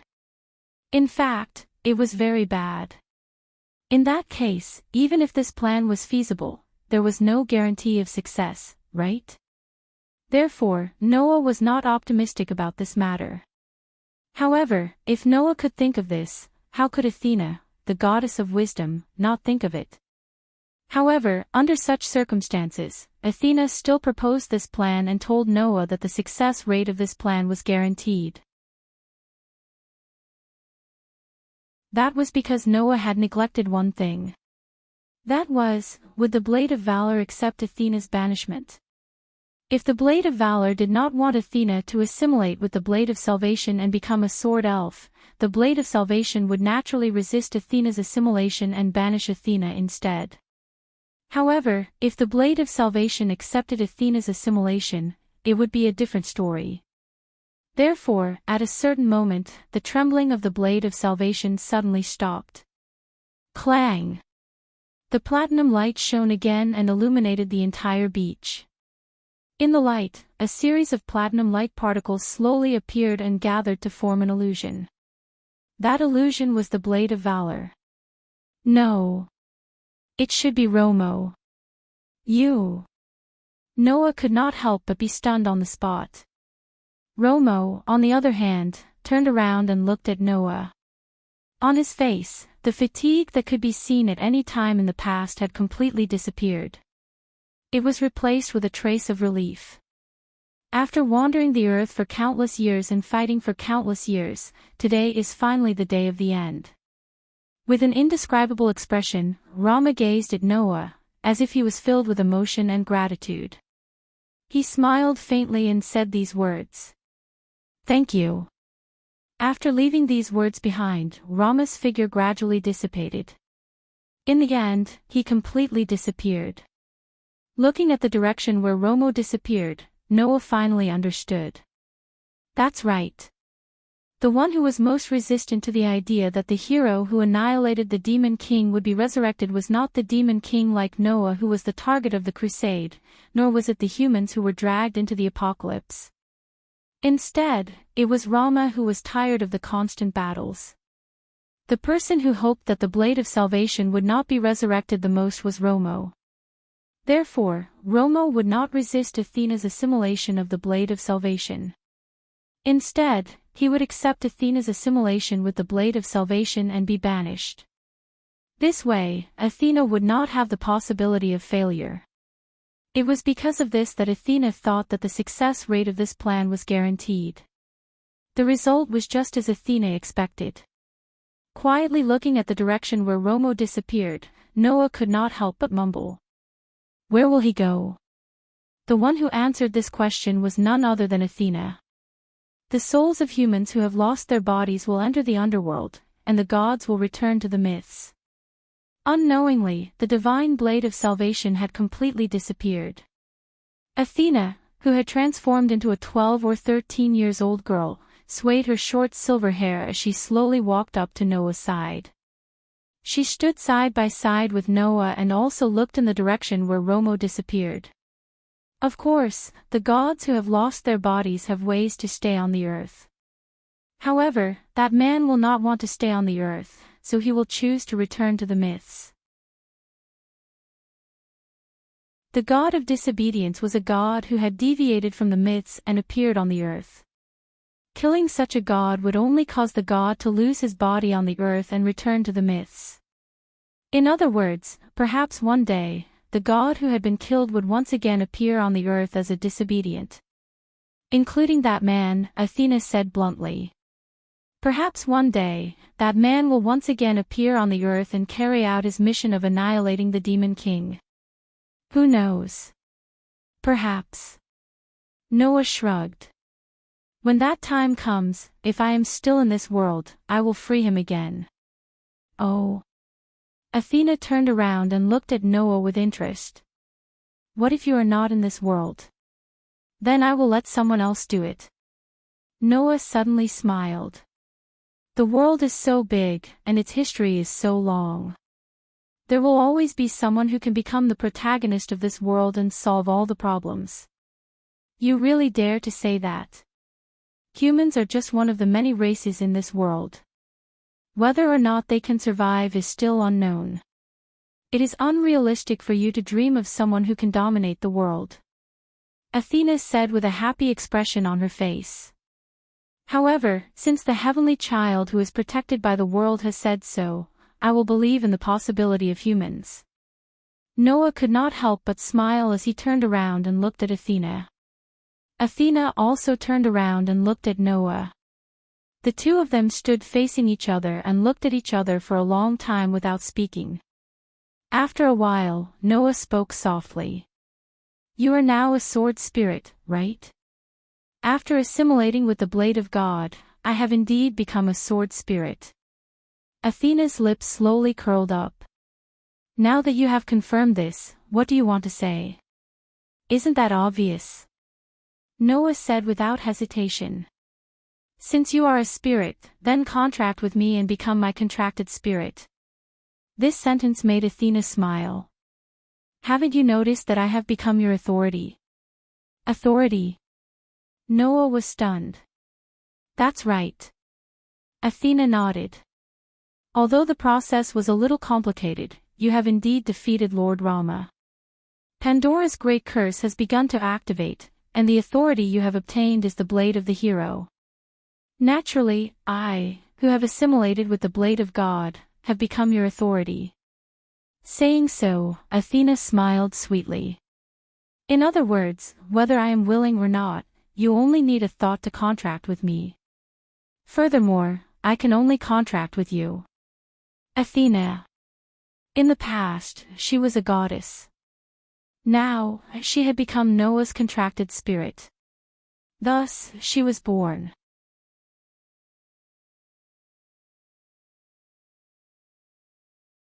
Chapter 1506. After Rama's return to the mythical world, the wind and fire auras that were constantly increasing in the world also tended to calm down. Sensing that the aura had calmed down, the grand ceremonies that were held together all over the world were also announced to stop. All the forces in the world of magic began to send people to confirm the extent of the damage caused by the appearance of the last king. As a result, although the grand ceremony to calm down the aura was held, there were still a few active volcanoes that erupted, causing quite a disaster.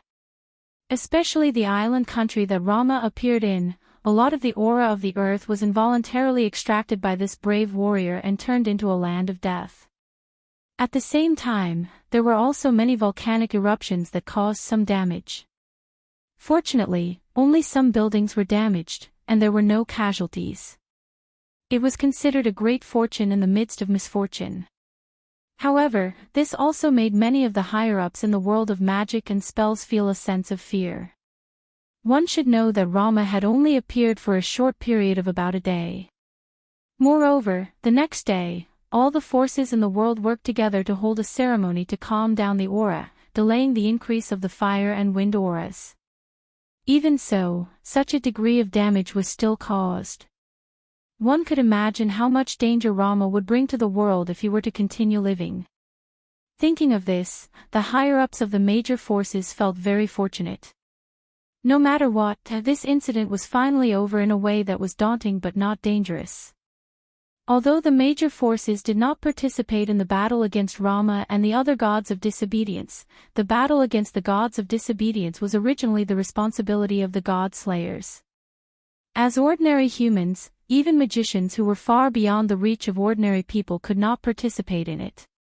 What they could do was to provide some manpower support in the battle between the god slayers and the gods of disobedience, as well as clean up the aftermath of the battle. Therefore, no matter which country it was, the major forces in the world of magic would be busy. At this time, perhaps only the god slayers who were in charge of the battle could be idle. In a room in the hotel, Luo Hao was sitting cross-legged on the bed, meditating while chatting with Noah. In the battle with the masked wind god, Luo Hao did not suffer any injuries. However, in order to defeat the masked wind god, Luo Hao used up a lot of curse power, causing the curse power to be in a state of deficit. This was not surprising. If Luo Hao had used the power of the great strength Vidra divine Kung Fu against the masked wind god to determine the victor, then the curse power consumption would not be so serious.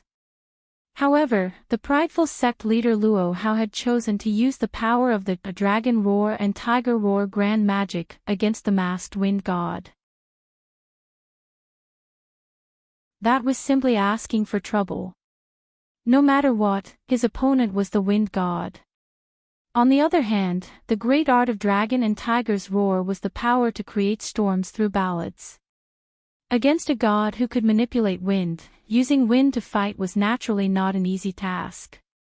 In view of this, in the end, even though Luo Hao still obtained victory, it was extremely difficult, causing his curse power to be depleted. Left with no choice, Luo Hao could only stay here for the time being and meditate to recover the lost curse power. Rama. After confirming the true identity of the hero who annihilated the Demon King from Noah, Luo Hao nodded as if she had expected it. It really is that prince. What's wrong? Noah was surprised. You knew it long ago. I only knew it after the battle with the wind god. Luo Hao nodded. In the battle, I uncovered the true face of the wind god. After learning that he was the ape god with white body hair, I guessed the identity of the hero. Because Rama liberated the weapons given by the gods in the heaven realm and presented the Manchala, people would naturally associate it with the Indian mythology that had a relationship with the Manchala. In Indian mythology, when the white-haired ape god was mentioned, the first thing that would come to mind was Hanuman, who helped Rama defeat the demon king Ravana in the Ramayana. In a sense, Hanuman's fame was even greater than Rama's.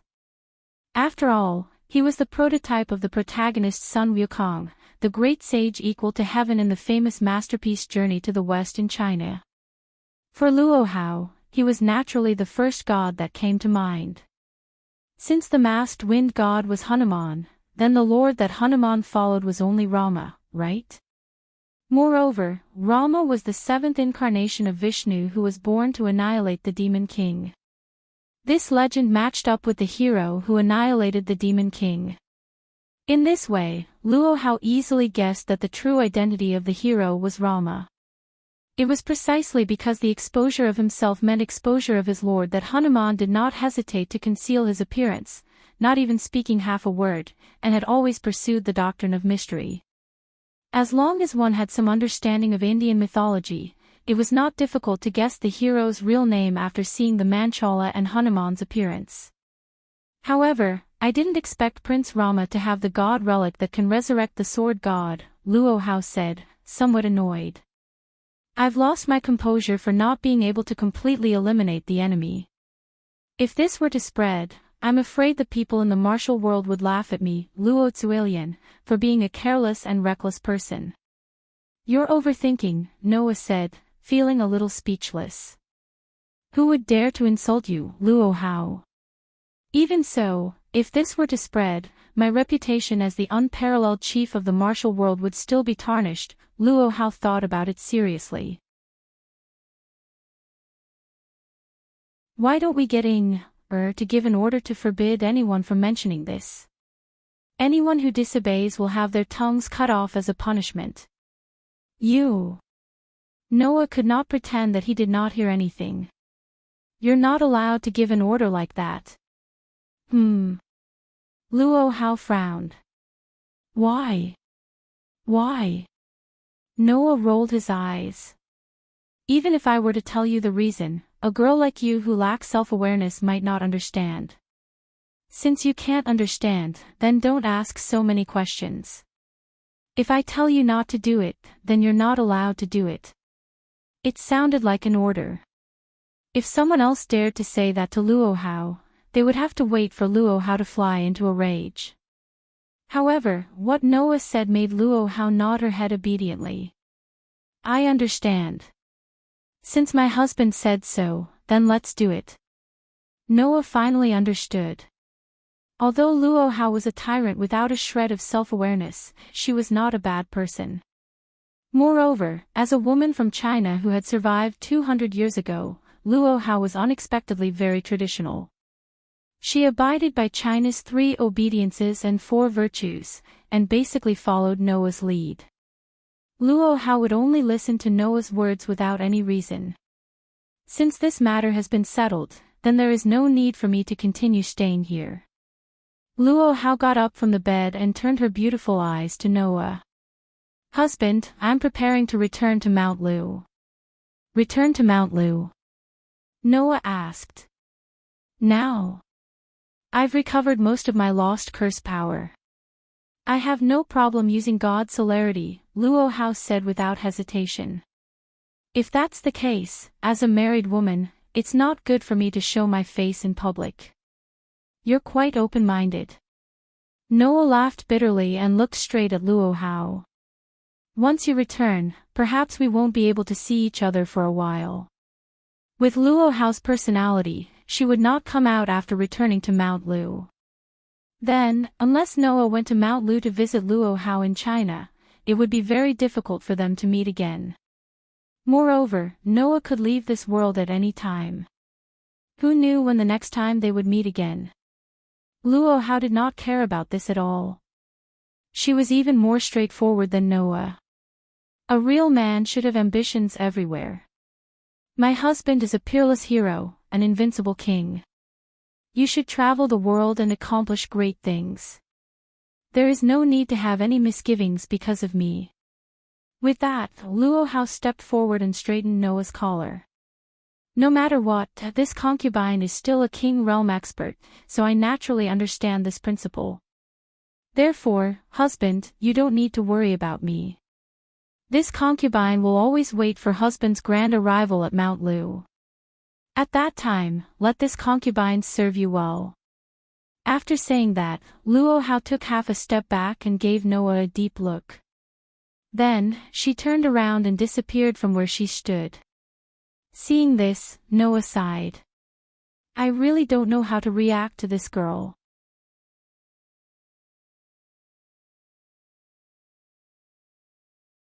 Chapter 1507. After Luo Hao left, Noah returned to his room. Gotcha! With the soft sound of the door opening, Noah opened the door of his room and walked in. As soon as he entered the room, Noah was slightly startled. Because, in the room, on the table next to the sofa, there was a piece of paper. Noah stepped forward, picked up the paper, and read the contents. Since I've done what I need to do, then I have no reason to stay any longer. I'll leave the Holy Grail with you for the time being. If there's a chance, I'll find a way to get it Alexander Gascoigne. Seeing this, Noah understood. Yerek also left. Moreover, he left without a sound. This was quite like that guy's style. Presumably, the guy known as the Black Prince must have felt that this way of leaving was in line with his own aesthetics. However, it was just like what Alice had said. That guy Yerek seemed rational, but in fact, he was quite twisted in some places. It's not impossible to have a cool way of leaving, but before that, it's more normal to consider whether it's normal to barge into someone else's room without permission, right? Noah couldn't help but twitch his mouth, crumpling the paper in his hand. Sure enough, that guy seems rational, but in the end, he's still a reckless god-slaying demon king. If this sentence was heard by Yerek, he would definitely spare no effort to refute it, right? Unfortunately, in fact, Yerek had neglected the question of whether one could barge into someone else's room without permission. If this was used against him, it would definitely make that guy who thought he was very rational unable to say anything and feel aggrieved. The weakness is surprisingly obvious. Noah sighed. No wonder Alice could resist him. Saying this, Noah casually threw the paper ball in his hand into the trash can with great precision. Then, he removed two weapons from his back. They were two small swords the size of a palm. One was a steel sword that was completely silver. The other was an iron sword that was completely platinum. These two small swords were Noah's contracted sprites. This was especially true for the platinum-colored dagger, which Noah had only recently obtained. It was the divine blade that could even cut through stars and was known as the strongest divine blade. That was Noah's elven device, as well as Noah's authority. As for the specifics, Noah had yet to find out what had happened to the blade after it was assimilated by Athena. However, there was no rush. In any case, there would be plenty of time for research in the future. Now, there was another problem that made Noah very vexed. Thinking of this, Noah faintly sighed. He raised the small silver sword, looked at it, and said helplessly, "I say, Aster, you should be appeased by now, right?" While saying that, Noah couldn't help but glance at the back of his left hand. There, Noah's elven mark was imprinted. However, originally, on the back of Noah's left hand, there should only be one mark made of crisscrossing swords. But now, the crisscrossing swords mark had shrunk by half. The other half was occupied by another crisscrossing swords mark. The two marks made of crisscrossing swords were placed side by side, occupying the entire back of Noah's left hand. It looked like an elven mark. But in reality, it was made up of two elven marks. Generally speaking, even if it was an elven user of the same attribute and type, after contracting with an elven user, the elven mark would be more or less different. Moreover, as if it had a territorial consciousness, it would not be branded on the same part of the elven user's body. However, Aster's and Athena's elven marks were not only exactly the same, but they also occupied the back of Noah's left hand. If it was not for the gap between the two elven marks, it would look like the same elven mark. The reason why this happened, according to Athena, was probably because of the secret technique to transform into an elf. After all, I used the existence of that sword elf as the basis to create the secret technique to transform into an elf. So, if we really count it, I am now like her sister, right? Because of this, the two elven marks were exactly the same, and they occupied the same part of the elven user's body. Of course, there was still a difference between the two. Although Aster and Athena were both sword elves, Aster was a sword elf of the steel attribute, while Athena was a sword elf of the holy attribute. Originally, Noah thought that Athena, as the former goddess of earth, would be of the earth or darkness attribute. Who knew that she would be of the holy attribute, which was the rarest and most precious of the 5 elements? This was unexpected. However, it should be because Athena had assimilated the blade of salvation. In short, Noah still had to find out how powerful Athena was. Compared to this, Aster's problem was more vexing for Noah. "Aster." Noah tapped the body of the silver dagger in his hand and said in a friendly tone, "It's time for you to talk to me, right?" Ever since he formed a contract with Athena, Aster had not made any moves. Even when Noah called her, the elven girl did not respond to Noah. Noah, who understood Aster, understood. This elven girl was probably angry. Moreover, he was very angry. At this time, Athena's voice sounded in Noah's mind. "It seems that the matter of you forming a contract with me has made this elven girl unhappy." Athena spoke as if it was none of her business. "Although as a subordinate, it's really hard for me to agree with such an attitude towards my master. Dealing with the problems between subordinates is also a way for me to show my master's magnanimity. My dear fated one, how do you intend to deal with the problems between your contracted spirits?" Just as Athena's voice sounded in Noah's mind, Aster, who had been ignoring Noah, finally spoke. "I am the master's only contracted elf, you have nothing to do with it." Aster expressed her dissatisfaction with Noah's second contract. "Master already has me, the strongest sword elf, he doesn't need any elves with unknown abilities." "Oh. How can I pretend that I didn't hear that?" Athena's pride as the former goddess seemed to have been seriously provoked, and she immediately retorted. "Perhaps before I was born, you were the strongest sword elf in the elemental world, but now that I was born, only I have the right to be called the strongest." "You're just a half-assed elf," Aster said, unwilling to be outdone. "In front of the holy sword that can even kill the demon king, you're just an ordinary existence." "Indeed, I haven't been an elf for long, but no matter what, I was born after being assimilated with the divine sword that can even cut stars." Athena seemed to be so angry that she laughed. "A mere elf that can kill the demon king, there's no need to compare." Aster suddenly became silent. However, Noah could feel that the silver dagger in his hand began to tremble slightly. I was the one who formed the contract with the master first. Please leave my master, divine sword elf. At this moment, even the silver dagger in Noah's other hand began to tremble. I have an indelible fate with this man. It's not something that can be compared to a mere first-come, first-served relationship. Even if someone should leave, it should be you, holy sword elf. The silver dagger began to emit a brilliant white light. Master and I have already made a vow to be together for eternity. The silver dagger also began to emit a brilliant white light. I have also made a vow to be with this man. This sentence seemed to have angered Aster. If that's the case, then let's decide who is the one who can accompany the master for life.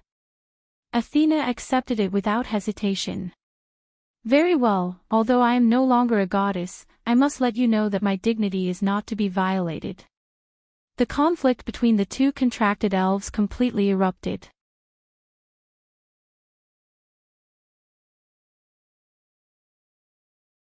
Chapter 1508. Clang Dash. Dazzling silver light and dazzling platinum light appeared in the air at the same time. Within the light, Noah's small silver sword and platinum sword simultaneously disintegrated into light particles and converged into human figures. Then, Aster and Athena simultaneously appeared within the light and landed on the ground, looking at each other. At this moment, there was no expression on the faces of the two girls. They were calm, and it could even be said that they lacked emotion. However, when the two girls looked into each other's eyes, one carried a sense of mystery while the other carried a sense of flirtatiousness. They looked rather charming. However, the oppressive aura emanating from the two girls was rather shocking, telling others just how serious Aster and Athena were. These two girls were actually prepared to fight. This was because the two elven girls used Noah's heart as a platform to converse when they transformed into their sword forms. As a result, even though the conversation between the two of them seemed to be long, it was actually just a split second of communication between their minds. Because of this, Noah didn't even have time to react before the two elves started fighting. This made Noah shocked and he hurriedly spoke. Wait.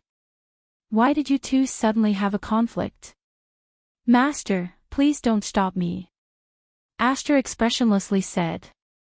I have to tell this divine sword elf who is Master's true contracted elf. Also don't stop me. Athena also expressionlessly said. No matter what, I was once the queen of the realm of gods and the goddess of war. There is no reason for me to turn a blind eye to someone's provocation and challenge. So you're prepared to fight? The winner has the right to speak. Noah said.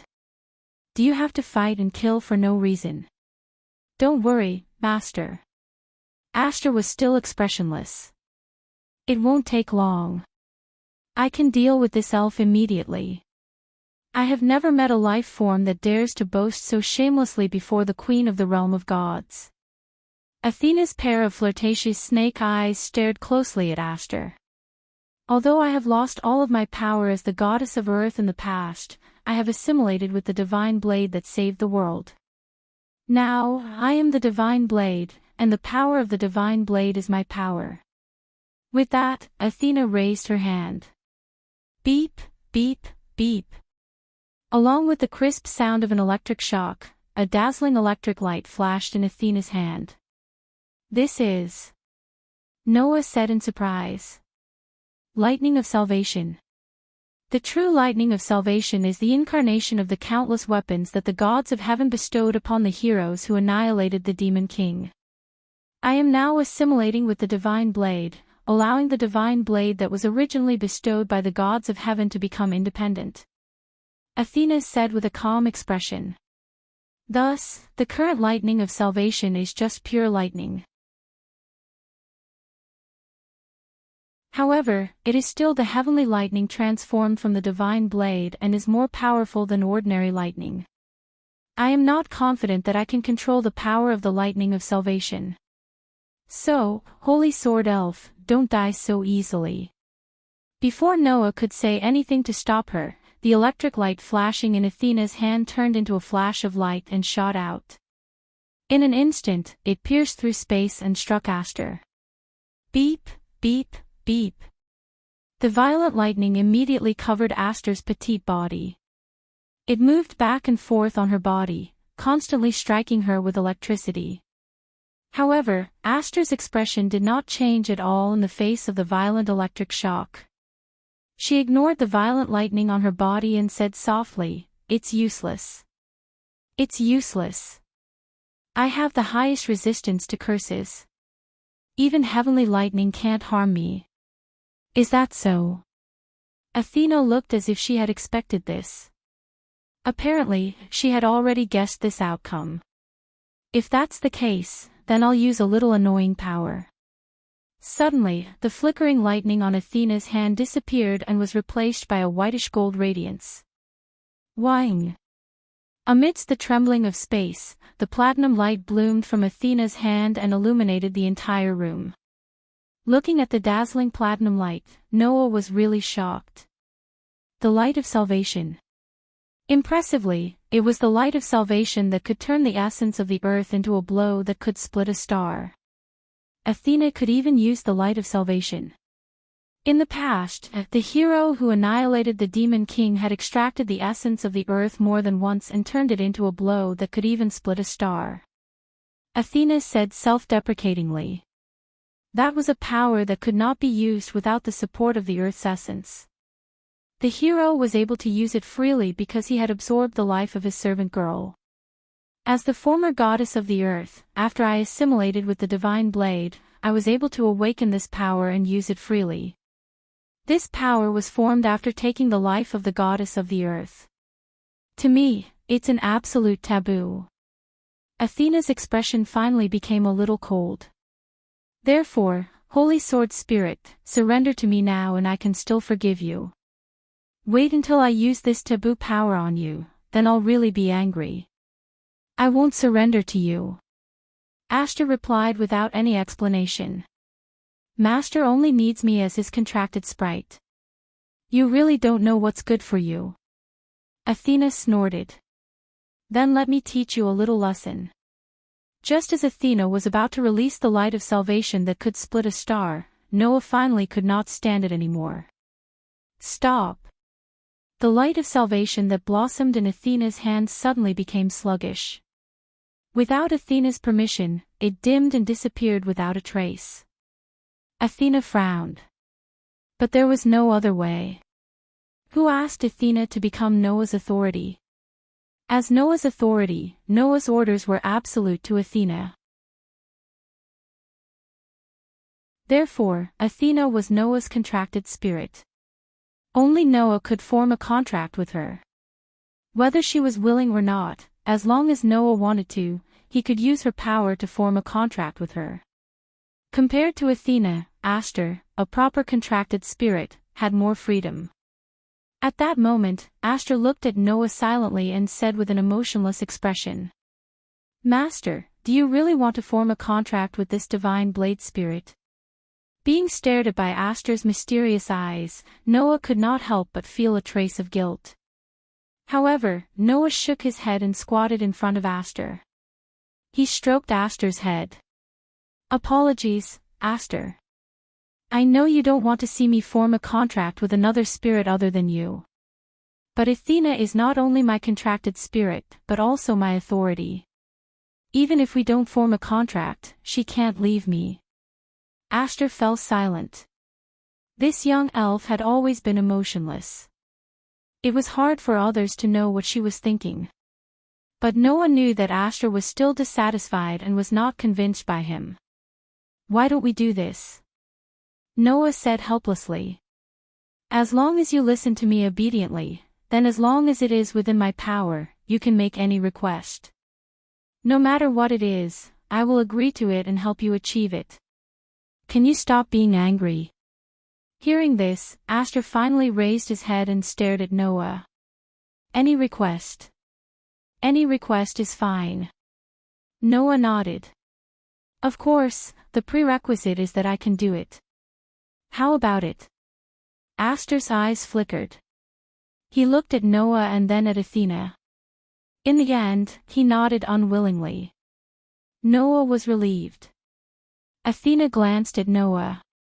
Using rewards to appease your subordinates. It's not a very clever method, but it's not bad either. It's passable. Noah rolled his eyes. Who was the one who caused this to happen? At this moment, Noah's phone rang. Noah was startled. He took out his phone and picked up the call. After a while, Noah's expression changed.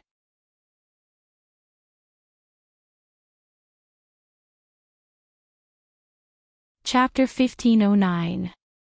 Hampstead. It was the location of one of the few high-class residential streets in London, England. In the corner of such a place, there was a mansion similar to an ancient castle. In the mansion, not only was there a vast courtyard, there were also 4 tall buildings and 4 tall towers. It was very luxurious. In Hampstead, there were many mansions like this. However, this mansion was undoubtedly the most special one among them. There was no other reason. Because the owner of this building was the daughter of Duke Goding's family, Alice Louise of Navarre. She was commonly known as Princess Alice. The former chairman of Greenwich's Sage Parliament was now a special consultant in this parliament. The reason was very simple. Because Alice was weak and sick, she could not continue to be the chairman of the Sage Parliament and could only retire. But even so, Alice still had the highest position in the Sage Parliament. Even the current chairman would not violate Alice's orders. Because of this, more than a month ago, Alice received Noah's protection. After her body recovered, many of the senior members of the Sage Parliament even advocated for Alice to be the chairman again and preside over the overall situation. It was said that even the current chairman had no objections and said that he would obediently give up the position. From this, it could be seen how high the prestige of this European princess in the Sage Parliament was. Unfortunately, Alice refused this proposal and did not take the position of chairman again. Her reason was like this. I have already sat on the chairman's seat once. Even if I sat on it again, it would not be interesting at all. Of course, the reason to the public became like this. I believe in the ability of the current chairman. I believe that he can continue to lead the Sage Parliament and go on the right path. So, please allow me to refuse. Many of the senior members of the Sage Parliament were amazed by Princess Alice's noble conduct. But those who really knew the truth looked at the senior members of the Sage Parliament, who praised Alice as if they were looking at a group of pitiful worms. Especially a certain Black Prince, after learning about this matter, he made such a declaration with a face of certainty. Compared to sitting on the chairman's seat again, that woman would definitely prefer to be able to see the faces of those who were fooled by her obedient girl mask. Because it would be more fun. In fact, that was indeed the case. However, the world is always ignorant. Therefore, the mortals could only be deceived by the princess. However, the princess was not in a good state. Buzz! Suddenly, a thick darkness emerged in front of the door of the mansion, converging into a door-like shadow. Noah walked out from the shadows and arrived at the famous high-class residential area in London. Almost at the same time, a group of servants dressed as maids rushed out from the interior of the mansion and lined up on both sides of the door. The door slowly opened. Then, a woman dressed as a secretary walked out. That was Alice's female officer, Elison. The last time Noah visited here, it was also this trusted aide of Princess Alice who came out to greet him. Elison bowed with a somewhat stiff expression. As expected of the strongest demon king who can even defeat the brave one. It only took a moment for him to come here from the distant Japan. How admirable! Although that was what she said, looking at Elison's stiff expression, she was definitely more in awe than in admiration. To this female officer, no matter how powerful the demon king was, he was still a demon king. The more terrifying the power, the greater the disaster if the demon king was angered. With this thought in mind, Elison was naturally fearful of the power displayed by Noah. And Noah was too lazy to continue dilly-dallying with Elisen. "That's all I have to say. Take me to Alice." I understand." Elisen pushed the glasses on her face and said seriously. "Then please come with me." Noah nodded. Thus, under Elisen's lead, Noah stepped into the famous princess mansion for the second time. Gotcha. With the slight sound of the door opening, Noah walked into Alice's room for the second time. "Welcome, Sir Noah." In the room, the most beautiful woman in Europe was wearing pajamas and lying on the bed. Her face was sickly pale. She leaned against a pillow and sat up, greeting Noah. "This is the second time you've come to my room, but unfortunately, just like the last time, I can't get out of bed to greet you. Please forgive me." Hearing this, Noah couldn't help but smile bitterly. Last time, it was still understandable. But this time, you're clearly the one who caused this. Who can you blame? There's nothing we can do about it. Alice let out a faint sigh. "If I don't release all the protective power in my body, let alone the whole world, I can't even extend my spiritual sense to the whole London. This is the only way." After the appearance of the last king, in order to control the wind and fire aura all over the world and prevent the apocalypse from coming, all the forces in every corner of the world joined hands and held a huge world-class ceremony that had never been done before and would never be done again. In that ceremony, in order to make everyone in the world cooperate with each other and make it possible to hold the ceremony together, Alice used her spiritual sense as a bridge to connect the spirits of all the forces in the world. In order to do this, Alice released all the protective power in her body that was used to restore her health, so the ability of her spiritual sense was greatly enhanced. Finally, she successfully connected the spirits of all the people in the world, making the ceremony a success. After this ceremony was destined to be recorded in history. At that time, Alice would also become a world-famous witch, not only limited to Europe, but also the princess of the world. However, the price she had to pay was not small. In order to make the ceremony work, Alice released all the protective power. As a result, the power of the protective power was exhausted, causing the princess who had finally recovered to fall down again, returning to her weak and sickly state. Those blessings were originally enough to protect Alice for several years, allowing her to continue living a healthy life even if she constantly used her spiritual senses during this period. Now, it was all used up in one go. It was conceivable that if there was no protective power, Alice would never be able to extend her spiritual sense to the whole world and connect everyone's spirits. After knowing that Alice had fallen, Noah immediately tore open the magic scroll of the portal, and instantly rushed from Japan to London. The person who called Noah was Alice. Noah still felt that he understood Alice's approach. After all, if she didn't do this, then it would be impossible for the world-class ceremony to be successfully established. However, Noah couldn't say that he didn't have any opinions about Alice falling down because of this. "I'll just ignore you like this," Noah murmured. "In this way, maybe I can let you lie at home obediently and not run around outside and cause trouble." Wait. Alice hurriedly begged. "Please, don't do this, or I'll be bored to death." "Oh." Noah sneered aloud. "What does that have to do with me?" Lord Noah, don't tell me you intend to leave me to die," Alice asked pitifully. "You're such a gentleman, surely you won't leave a weak and sickly lady in the lurch, right?" "The problem is that a weak and sickly person is not a lady, but a wild girl," Noah said angrily. "Who knows if it will be a good thing to cure this person?" After saying that, Noah stepped forward, walked to Alice's bedside, and sat down. Looking at Noah who was sitting on the edge of her bed, Alice's pretty face started to redden bit by bit. The reason why Alice called Noah was that she wanted Noah to give her another protective power. Then, there was no need to explain what needed to be done next.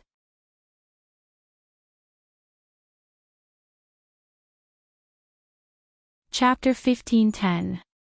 In fact, before calling Noah, Alice had been worried about whether she should ask Noah to give her another protection. In addition to etiquette and skills, the careless Alice only had one thing that was most in line with the title of princess. That was, she didn't often have close contact with the opposite sex.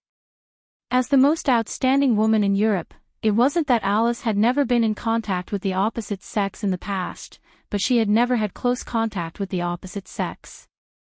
The reason for this was that in addition to Alice being too noble and elegant, ordinary men couldn't get close to her at all. The most important reason was that this girl was weak and sick, and most of the time she was lying in bed. In this way, what opportunity did she have to have close contact with the opposite sex? Therefore, even if in other aspects, Alice was like a child pretending to be an obedient girl, but in terms of interacting with the opposite sex, Alice really had no experience in ambiguous aspects. Therefore, only in the face of the matter between men and women, Alice would show the most appropriate shyness of a girl. If Noah were to bestow a new blessing on him, it would mean that he would need to have intimate contact with Noah. Moreover, it was the most intimate kind of intimate action that only lovers would do. How could this not make Alice distressed? But at the same time, Alice's heart was beating faster. There was no doubt that Noah was the only person of the opposite sex who had the most intimate contact with Alice. In this case, it was naturally impossible not to leave some ripples in Alice's heart. In the end, Alice could only persuade herself with a red face. Anyway, I have already done it once. If I do it again, it doesn't matter, right? With this excuse, Alice persuaded herself. However, when this time really came, a normal girl couldn't help but blush. In this regard, Alice was undoubtedly a normal girl. As a matter of course, Alice's cheeks naturally turned red as her heart raced. Seeing Alice's blushing face, Noah was a little amused. Compared with Alice, Noah's experience with the opposite sex was undoubtedly richer. Back then, Noah was also a pure and innocent young master who would be at a loss when a girl hugged him. Now, although Noah wasn't a veteran, he already had 2 fiancées, and even a self-admitted concubine. He was no longer pure. In addition, this was not the first time he had intimate contact with Alice. Noah calmly reached out his hand and held Alice's waist, holding the future princess of the world into his arms. Wait a minute. Alice couldn't help but cry out. She blushed and lowered her head, her arms supporting Noah's chest. As expected. I still need some time to mentally prepare myself. You're only mentally preparing yourself now. Noah was speechless. Before you called me, you should have been mentally prepared, right? That's that, and this is this. Alice's face turned red as she tried to force logic. No matter what, you can't be anxious. Lord Noah, you need to be patient with a lady. Oh. Noah said with a smile that was not a smile. Then how long should you wait before you're mentally prepared? Alice was speechless. Let me think about it. Hearing this, Noah was really speechless. Mental preparation required time. Even thinking about when to be mentally prepared required time. How much time would it take? When would he be able to protect her?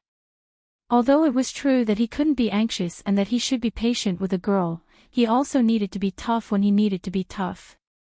Otherwise, it would only make things worse. In this regard, Noah was naturally more experienced than Alice, and he could see it more clearly. Therefore, Noah chanted the spirit of words without any hesitation. I will use these words to provoke the gods in the sky. Exercise this magic, chant this spell, and make everything in the world bow and kneel. Suddenly, in Noah's heart, the stone plate at the center of the cosmic sea suddenly turned and pointed to the incarnation of the priest. Noah directly turned the energy in the energy source in his body into divine power. He let the divine power flow and refined it into the power of protection, which rushed to his throat.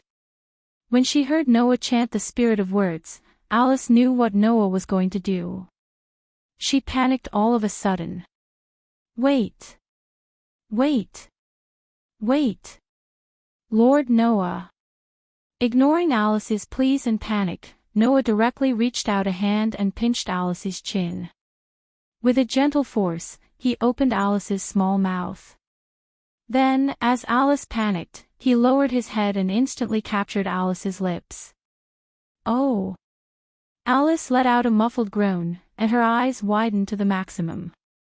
In the end, her eyes were completely moist and filled with water vapor. Under such circumstances, Noah directly pried open Alice's teeth and captured the tip of the princess's tongue. Tasting the princess's lips and tongue for the second time, Noah also felt very refreshed. But Noah was not intoxicated by it. While tasting the princess's lips and tongue with enjoyment, he also instilled the refined protection into Alice's body. Oh! Alice once again let out a muffled groan. But this time, Alice's voice did not have the flirtatious feeling of association. Instead, there was only the discomfort of having her whole body filled with a powerful power.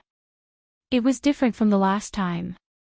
Last time, Noah's authority had just been obtained and was not mature. Even the curse power in his body was only magic power.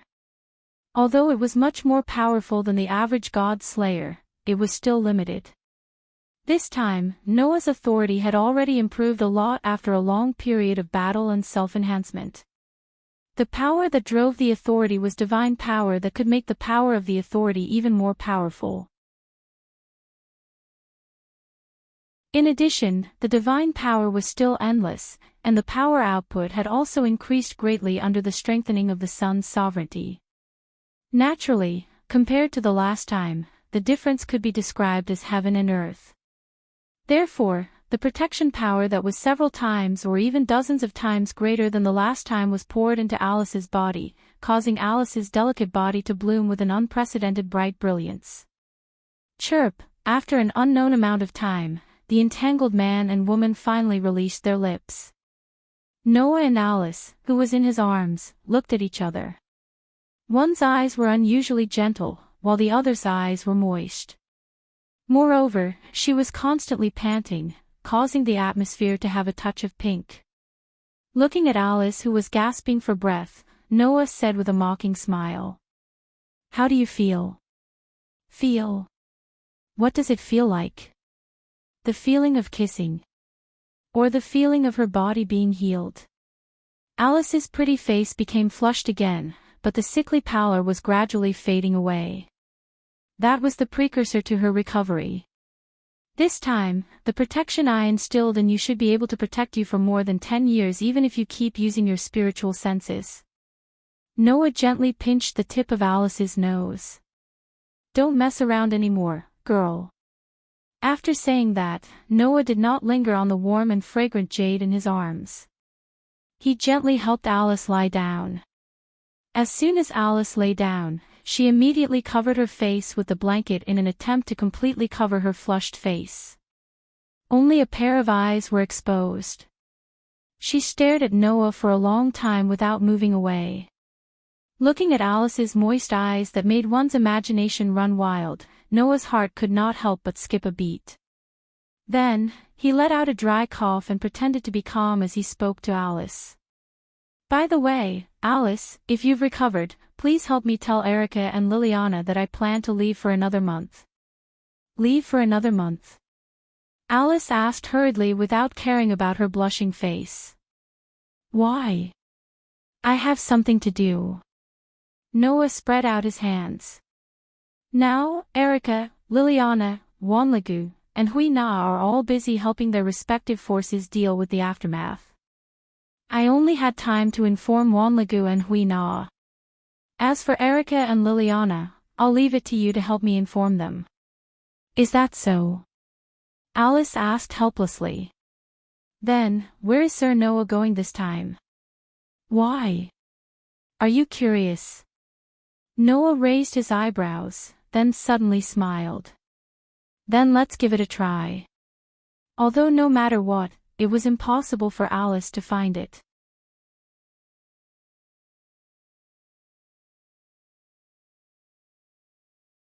Chapter 15:11. Whoosh!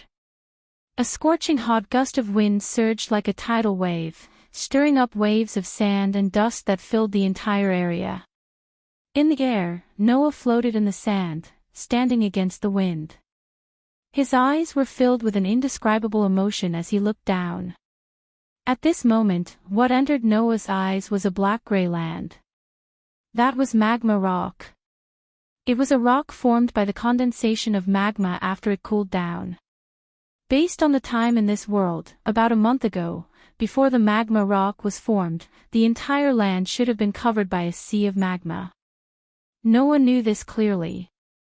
Because a month ago in this world, Noah was one of the culprits who destroyed the nearby area, causing the underground magma to erupt and drown everything in the sea of magma that flooded the surrounding area.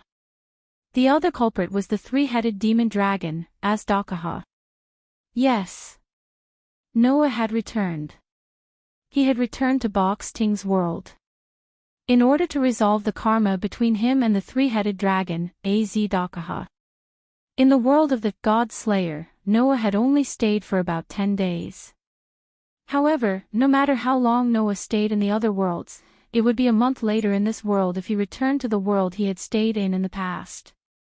After a month's time, the sea of magma caused by the earth-shattering collision between Noah and the three-headed dragon had already cooled down, turning into a black-gray land made of magma rock. A month ago, there was a city called Glowing Flames City on this land. Now, that city had long since been reduced to ashes in the battle between Noah and the three-headed dragon. Not a trace of it was left behind. A month ago, the three-headed dragon that had engaged in an earth-shattering battle with Noah here had also disappeared without a trace. After all, the three-headed dragon could not have stayed here for a month. This oldest demon king had already broken out of his seal. Then, he would definitely take action in order to bring despair and fear to Box Ting, and then attack the various outer gates. Perhaps, because of the three-headed dragon's appearance, Box Ting had already fallen into an abyss of suffering and had completely turned into hell. What's more, even his companions in No Name had been killed by the three-headed dragon. That wasn't something impossible. Thinking of this, Noah's heart became more or less heavy. However, if he left this world and returned, a month would definitely pass in this world. This was a fact that Noah could not change. Therefore, it was useless to be anxious. The most important thing right now was to act quickly. Thinking of this, Noah took a deep breath, and his eyes became sharp.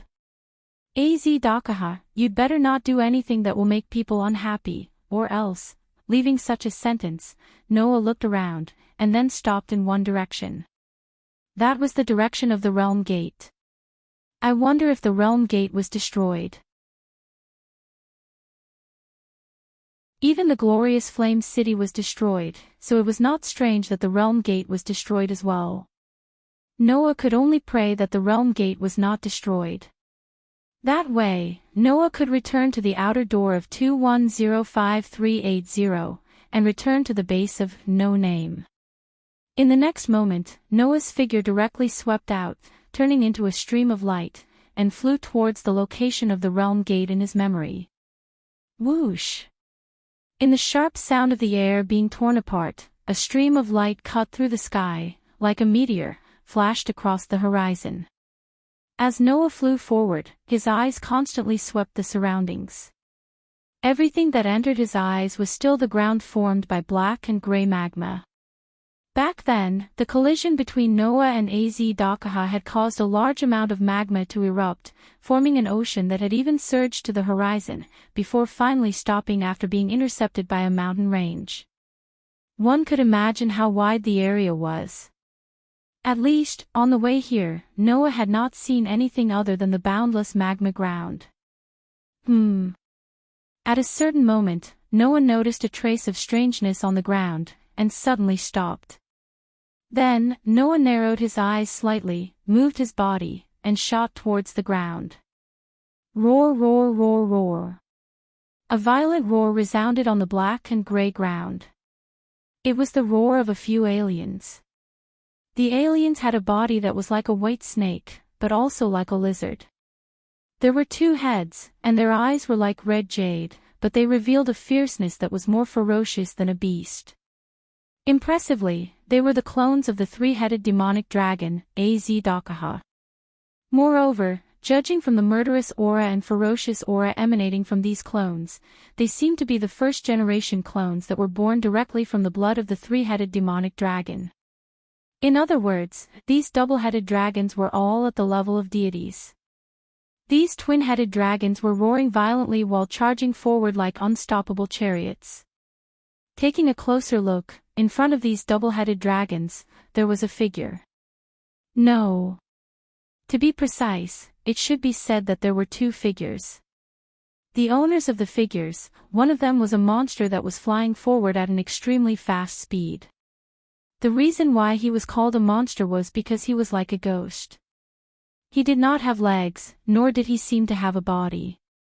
There was only a light black cloth draped over his body, and his body floated in the air like a ghost. He also held a lantern with a burning flame in his hand, and on his head was a huge pumpkin head that was 10 times the size of a human head. That shape was very similar to the image of a Western jack-o'-lantern. And on the back of such a jack-o'-lantern, there was a girl lying on her stomach. She was a young girl with 2 dark green ponytails, wearing a black and white gothic lowly skirt. She looked to be around 13 or 14 years old. However, the girl's expression was a little pale. Looking at the few aliens that were chasing behind her at an extremely fast speed, she shouted out in fear and annoyance. "Jack! Can't you think of a way?" Hearing this, the jack-o'-lantern, who was carrying the girl and flying forward at an extremely fast speed to avoid the pursuit of a few aliens, spat out a heavy and funny voice. "If it's only 1 or 2, I can still think of a way to deal with them. But with this number, although I can't say that there's no way, once I enter the battle, there's no way to take care of you. Aicia, retreat is the priority here for the time being." But. The girl named Aicia said with some unease. "At this speed, we'll be caught up sooner or later. Don't worry, we'll be able to escape back to the camp soon," Jack said comfortingly. "In short, Aicia, remember to hold on tight. Leave the rest to me, Jack, ahahaha." The jack-o'-lantern monster made a humorous laugh, but that laugh seemed to be unusually empty in this situation. Roar, roar, roar, roar. It was unknown if they were provoked by Jack's comical laughter, but the eyes of the 2-headed dragons became even more ferocious. They let out even more violent roars and suddenly increased their speed, rushing toward Jack, who was carrying Summer on his back. Under this kind of situation, the distance between the 2 became closer and closer. "Jack! Jack!" Aicia shouted with a pale face. "Almost, they're about to catch up." Tisk. Jack finally couldn't maintain his humorous tone and said angrily, "How troublesome." After saying that, Jack's body suddenly surged with heat, causing the surrounding air to become somewhat distorted. Immediately, a burst of surging flames rose from Jack's body. Bang! The flames that rose with the wind shook the surroundings like an explosion, and in an instant, it covered the double-headed dragons. Roar, roar, roar, roar. The double-headed dragons all let out painful roars, but the fierceness in their eyes didn't decrease, but instead increased. Thus, the double-headed dragons ignored the flames burning their bodies and suddenly rushed out of the flames. "Oh no!" Jack turned pale with fright. "Ah!" Aicia cried out in alarm, and her face became pale. Just as the 2-headed dragon was about to pounce on Summer's body, a cold voice suddenly rang out. Scram!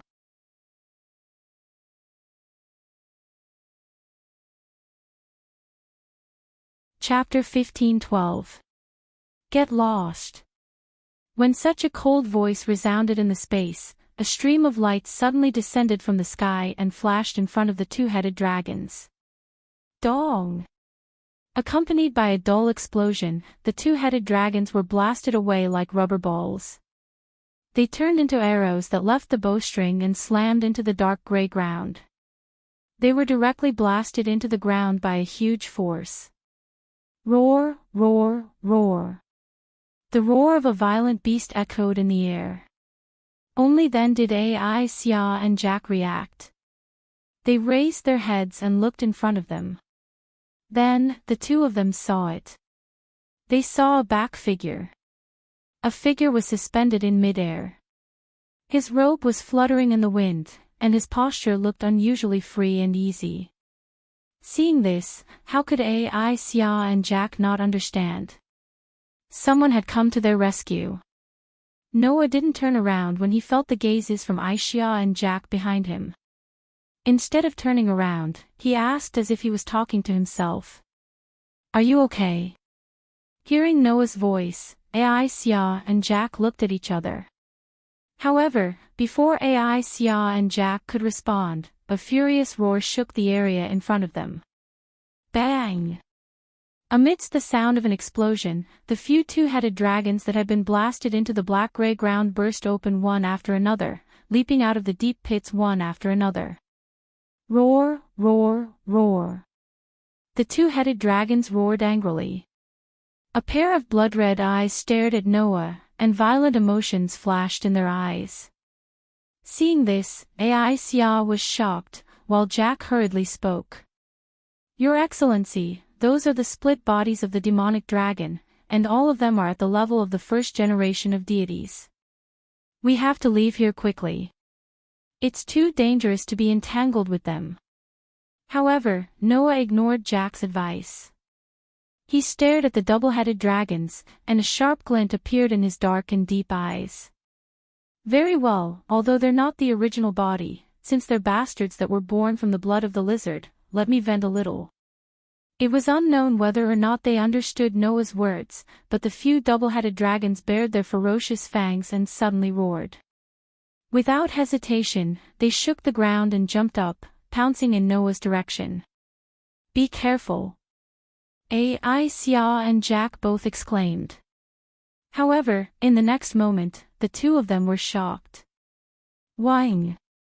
In the midst of a tremor, golden ripples suddenly flashed in the space around Noah, and various relics such as swords, spears, halberds, and so on popped out. Bang bang bang bang bang. Amidst the continuous sounds that sounded like gunshots, the treasures tore through the atmosphere and shot out like a machine gun, violently shooting toward the double-headed dragons that were attacking them.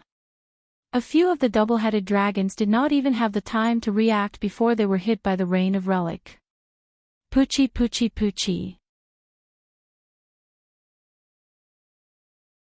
Amidst the ripping sounds, the twin-headed dragons were bluntly pierced through by the treasures one after another. Moreover, they were sent flying by the force of the treasures. Like kites with their strings cut, they were sent flying. In the end, they were firmly nailed to the ground one after another. Thick blood flowed out from the bodies of the two-headed dragons. When the blood dripped to the ground, it merged with the dark gray ground, and it suddenly wriggled. In the next second, the wriggling ground turned into two-headed dragons that were one size smaller, and their eyes flashed with a bloody light. Noah narrowed his eyes when he saw that. He snorted coldly and raised his hand to pull out a huge sickle from a golden ripple that looked like a water wave beside him. A white mist filled the air on the sickle. It was cold air. It froze the surrounding air into ice particles, and it fell to the ground one after another. Holding the sickle that was filled with white cold air, Noah raised it high and swung it in the direction of the two-headed dragons. Whoosh! Along the path of the sickle, a surging cold wind suddenly blew, and it turned into a white storm. In an instant, it violently attacked the two-headed dragons and shrouded them. When the white storm disappeared, the two-headed dragons had already been frozen into ice cubes, and they were frozen on the spot. Whoosh whoosh whoosh whoosh. All kinds of relics, such as sabers, swords, spears, and halberds, were suddenly shot, and one by one, they fell on the ice sculptures. Bang bang bang bang bang. Amidst a series of explosions, the ice sculptures were directly shattered by the treasures one after another, turning into ice shards that filled the sky and fell to the ground. The whole place suddenly became quiet. The wave-like golden ripples that fluctuated around Noah suddenly shrank and disappeared between heaven and earth. However, the shock in Aisha and Jack's eyes did not disappear. Looking at the unusually tall figure that was floating in front of them, Aisha and Jack's hearts were in turmoil. How could the first-generation clone body of a deity be killed so easily? That was at least a 5-digit figure. To be able to kill such a group of god-level existences in an instant, only those who were ranked in the 4 digits could do it. The person in front of them was a 4-digit figure. The way Aisha and Jack looked at Noah had completely changed. Although there was only a difference of 1 digit between a 4-digit figure and a 5-digit figure, the difference between the two was like heaven and earth. After all, in the box court, people with 6-digit and 7-digit figures were called the lower class, while 5-digit figures were the middle class. Only those with 4-digit figures and above were the upper class. In addition, the gap between the classes was huge, so the difference between a 4-digit figure and a 5-digit figure was imaginable. Of course, there was also a gap between the same number of digits.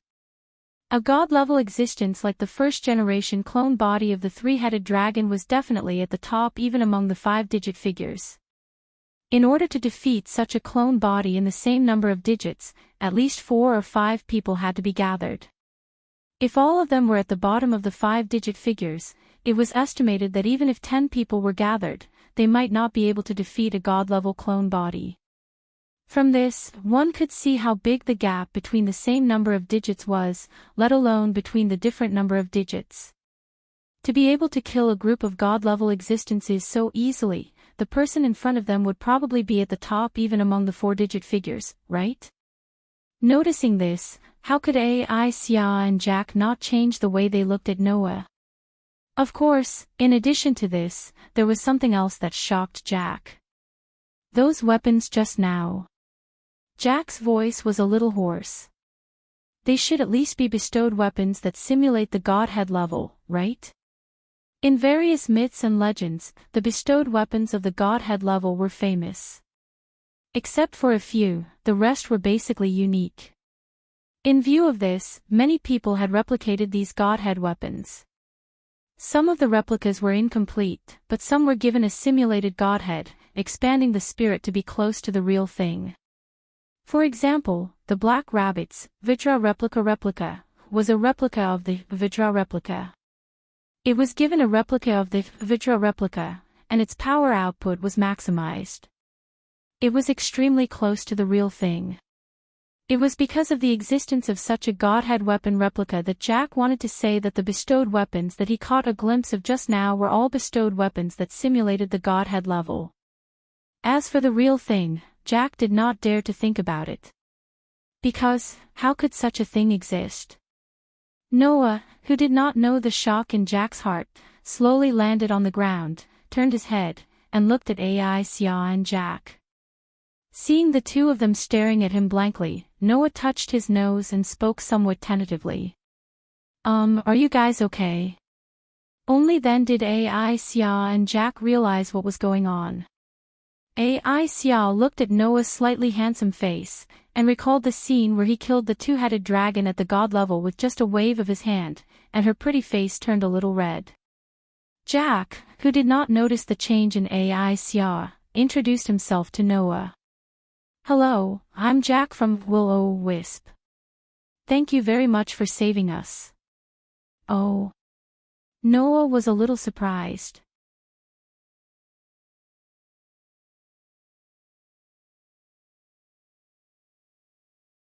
Chapter 15-13. Will-O-Wisp. Noah had heard of this community before. It was said that it was a community that was established in recent years. Its base was located in the 678-900 outer sect of the northern district of Box Court, and it was ranked in the 6 digits. There were 3 reasons why this community was famous. 1. It was said that this community was the strongest community in the Northern District. Its leader was known as the strongest demon in the Northern District. He was a great demon born at the border between life and death. He could freely travel between the realms of life and death, and even had the ability to interfere with the realms. He was one of the best great demons in Box Court. 2. Although this community had enough fighting ability, it was not a community of fighters. Instead, it was a community that focused on manufacturing. They specialized in making all kinds of fine handicrafts and gifts. In terms of smelting technology, they were one of the best in the lower levels. They were very famous in the lower levels. 3. This community was dedicated to guiding the souls of the innocent who had lost their lives and saving them. Especially the souls of children who had died prematurely, they would adopt and take care of them. It had the feel of a charity organization. Due to the above 3 reasons, the community known as Will-O-Wisp was quite famous in the lower levels of the 6 and 7-digit society. Even in the 5-digit society, there were quite a few people who had heard of their name. For no name, who could only stay in the lower levels of the 7 digits, such a community was more or less necessary to know. Noah was no exception.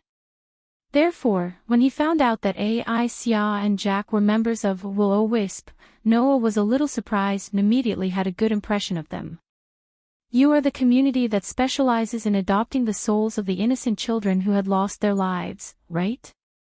Noah suddenly smiled. I have been looking forward to meeting you for a long time. I have always wanted to say hello to you if I could meet you. Oh. Jack was a little surprised. Sir, have you heard of our community? Of course. Noah nodded. In the past, in order to adopt a group of innocent children, I established a guild, which is a community.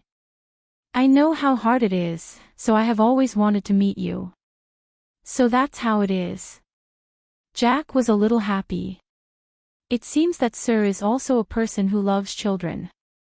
That's great. It's not love, Noah said awkwardly. I just feel that I can't just sit back and do nothing. I'm being a busybody, right? No. How can this be considered meddling in other people's business? Jack said with a grin. With such noble conduct, even a saint cannot criticize you. If anyone thinks that you are meddling in other people's business, Jack will be the first to not forgive them. Although Jack said this sentence in a relaxed and joking tone, Noah clearly found a trace of determination and resoluteness in it. Obviously, Jack was speaking from the bottom of his heart. Right, let me introduce you to my companion. Jack floated to the side and spoke to the girl beside him. Love Summer. Yes. The girl named Aisha seemed to be frightened. She stood at attention and stuttered to Noah. I'm Will-O-Wisp's Asha Ignafardes. Nice to meet you. Noah smiled unnaturally. There's no need to be so nervous. Seeing the helpless and bitter smile on Noah's face, Aisha's pretty face actually blushed again. She lowered her head and softly agreed. Jack was a bit confused. Aisha, what's wrong? No, nothing. Aisha blushed and shook her head. I'm fine, oh. Jack looked at Aisha's blushing face and thought of something. He suddenly snickered. Could it be, don't laugh like that. Aisha glared at Jack angrily. And don't laugh at me. Good. Jack was like a father who was gratified to see his child grow up. He held the lamp and floated up and down in the air. He seemed to be in a good mood. I'm just a pumpkin. Please don't mind me.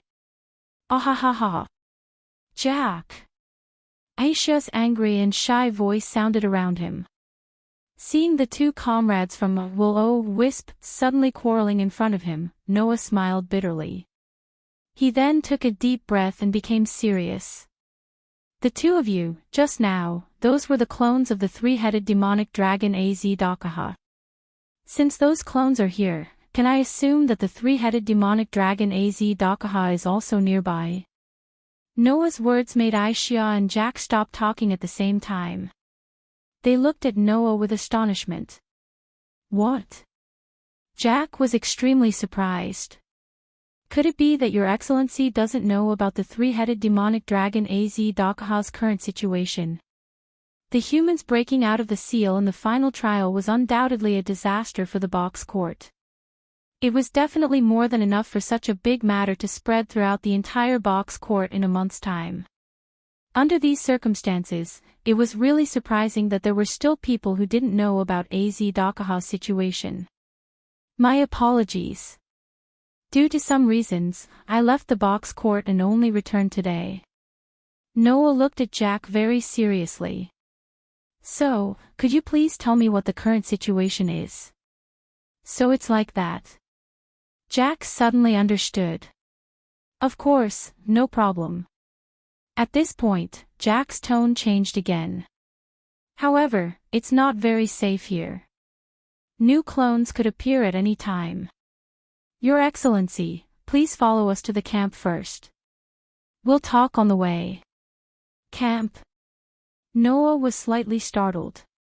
In order to deal with Az-Dakaha, the rulers of the East, South, and North regions and various communities have gathered here to form an alliance to fight against the oldest demon king. Jack explained. Currently, the rulers and communities have all gathered in a city. That is our camp. Is that so? Noah finally understood. I understand. Then let's talk on the way. Jack nodded with a chuckle. Only Aishia secretly glanced at Noah from time to time. Her pretty face blushed from time to time, looking like a young girl who was in love. Presumably, Noah didn't expect this either, right?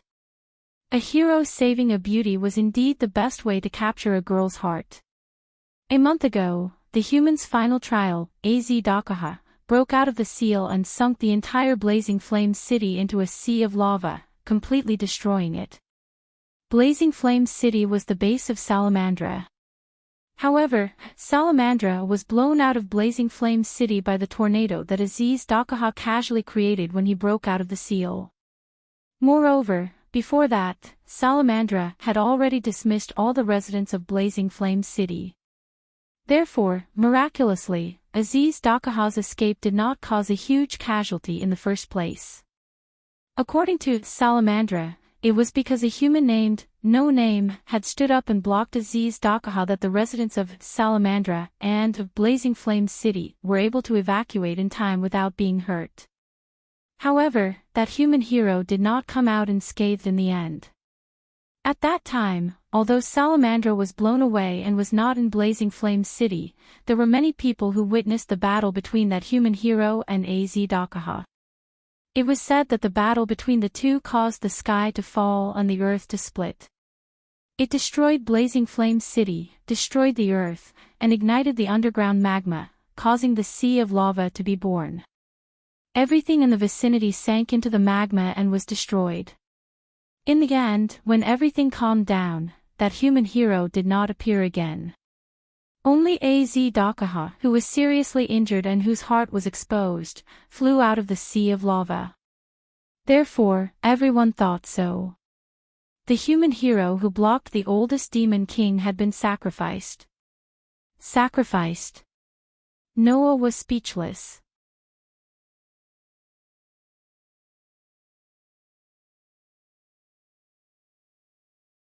Chapter 15-14. During the battle with Az-Dakaha, Noah was attacked by the resurrected three-headed dragon due to his carelessness. As a result, he was severely injured and fell into the sea of lava. At that time, because it had returned to Noah's hands, the world fragment that Noah had dug out from Az-Dakaha's body along with his heart had become active. Using the factor of returning to Noah's hands, Noah had triggered the condition to return to the between worlds. Because of this, in the end, Noah did not lose his life in the sea of lava. Instead, he was transported to the world of the God Slayer. In that case, naturally, no one would discover Noah's whereabouts. Naturally, it was not strange to interpret Noah as a sacrifice. However, Noah did not expect that in a month's time, he would become a so-called human hero. Therefore, Noah was really speechless. Seeing Noah's speechless expression, Jack thought that Noah felt that it was a pity and could not help but sigh. I can understand what you're thinking. A human hero who was able to severely injure Az-Dakaha to the point of exposing the weakness of his heart actually died in a battle with the oldest demon king. It's truly a pity. That's right. Aisha nodded in agreement. If that hero did not challenge the demon king alone, as long as we work together with the current rulers, we might be able to defeat Az-Dakaha. It's not impossible to defeat Az-Dakaha, Noah replied almost reflexively. The real problem is whether we can defeat the human in the final trial. That's the real problem. Jack was puzzled. What does that mean? It means that although Az-Dakaha is very strong, it is not impossible to find a way to defeat him in the box, Noah said. The problem is that even if we defeat him, he'll be resurrected immediately. If we don't solve the mystery of why the lizard transformed from an evil god in the fire worship sect into a human in the final trial, we won't be able to defeat him at all. In fact, it was precisely because of this that Noah felt troubled. Originally, Noah wanted to continue exploring the riddle of the final trial in other worlds. However, he later realized that it would not work at all. The concept of the final trial only existed in this world. In the other worlds, Noah couldn't find a single clue about the final trial of the human race. Since there was no clue, how could he solve the riddle of the final trial? It was because of this that Noah wanted to return to this world. Only in this way could he hope to solve the riddle. Of course, Aisha and Jack did not know about this. Therefore, when they heard Noah's words, they looked at each other in dismay. Only then did Noah notice the difference between the two of them. He laughed dryly and changed the topic. Then, after that human hero sacrificed himself, what happened? After that, in order to recover from his injuries, the three-headed dragon Az-Dakaha did not immediately attack the box court. Instead, he hid deep in the mountains and attempted to recover from his injuries, Jack explained. However, at that time, Salamandra had already spread the news that Az-Dakaha had broken out of his seal and asked for help from the South and East districts. Therefore, the rulers of the South, East, and East districts all gathered together and called for a community that had the ability to suppress the Demon King to discuss countermeasures. However, if the final trial of the humans was so easy to deal with, then the entire box court would not be so fearful of him. Hence, before they could come up with a countermeasure, Az-Dakaha, who had fully recovered from his injuries, once again appeared. He slaughtered his way into the nearest outer door and launched a terrorist attack. In order to prevent this tragedy from happening, the rulers of the various districts immediately joined forces with the communities of the various districts to fight Az-Dakaha. That battle could only be described as tragic. Countless people fell one after another under the three-headed dragon's fangs and claws, completely losing their lives. In the end, even if they joined forces with the rulers of the eastern, southern, and northern regions, as well as the experts of the various large communities, they were still unable to shake the most ancient demon king. Under Az-Dakaha's violent attacks, they suffered heavy casualties. Just as everyone was about to face despair and fall under Az-Dakaha's demonic claws, White Yiksha, who was known as the strongest ruler of the hierarchy, finally stood up. In order to protect the future of the box court from Az-Dakaha's hands, White Yiksha resolutely used his authority as the organizer. The rulers of the hierarchy all had the authority as the organizer. However, White Yiksha's authority as the organizer had always been prohibited from being used. That was because White Yiksha's authority as the organizer was very special. As the ruler of the laws of heaven and earth in the past and the center of the universe for a long time, White Yiksha's spiritual lattice had been shrinking with the gradual negation of the theory of heaven and earth. His power was only at the level of a sun god, but that was at best a result that could be obtained within the scope of human observation. The spiritual lattice of the theory of heaven and earth existed in a location that could not be found even if all the time in human history was exhausted. It was something that could only be proven after reaching the end of the stars, the end of time, and the end of the universe.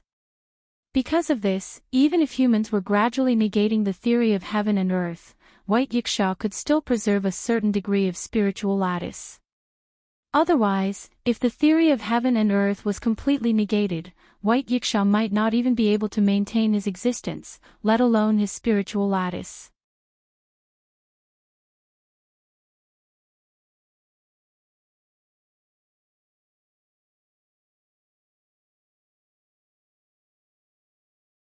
Chapter 15:15.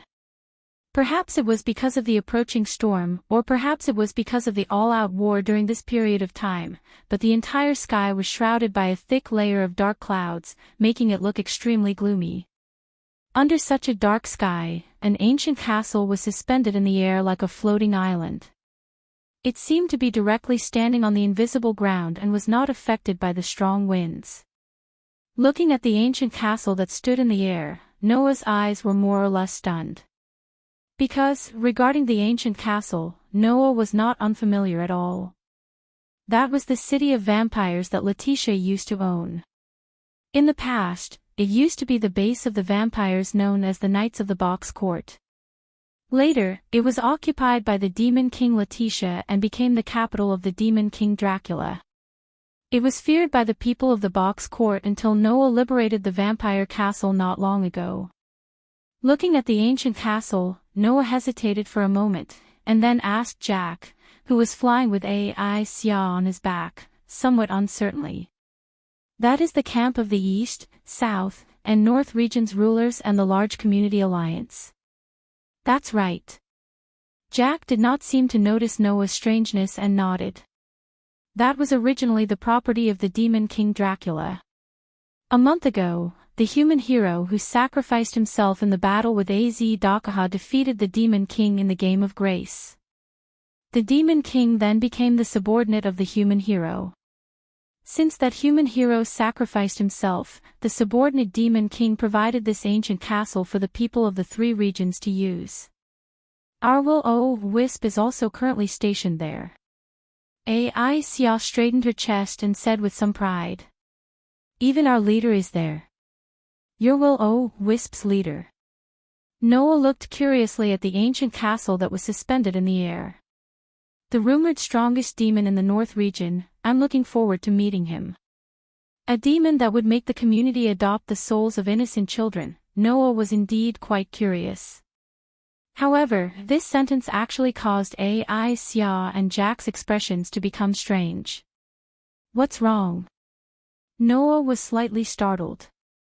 "Is there something inconvenient about your leader?" "No." Aisha said hesitantly. "That's not it, how should I put it?" Even Jack seemed to be troubled as he scratched his pumpkin head. "Our leader is probably a little different from what you think." "Different?" Noah was getting more and more confused. However, seeing how Aisha and Jack were stammering as if they didn't know how to describe it, Noah tactfully didn't continue to ask, and instead changed the topic. "If that's the case, let's go in." "That's true." Jack chuckled. "If we let, of the Demon King Dracula said, of course, of the Demon King of the Demon King, of course, of the God of the Demon of the world."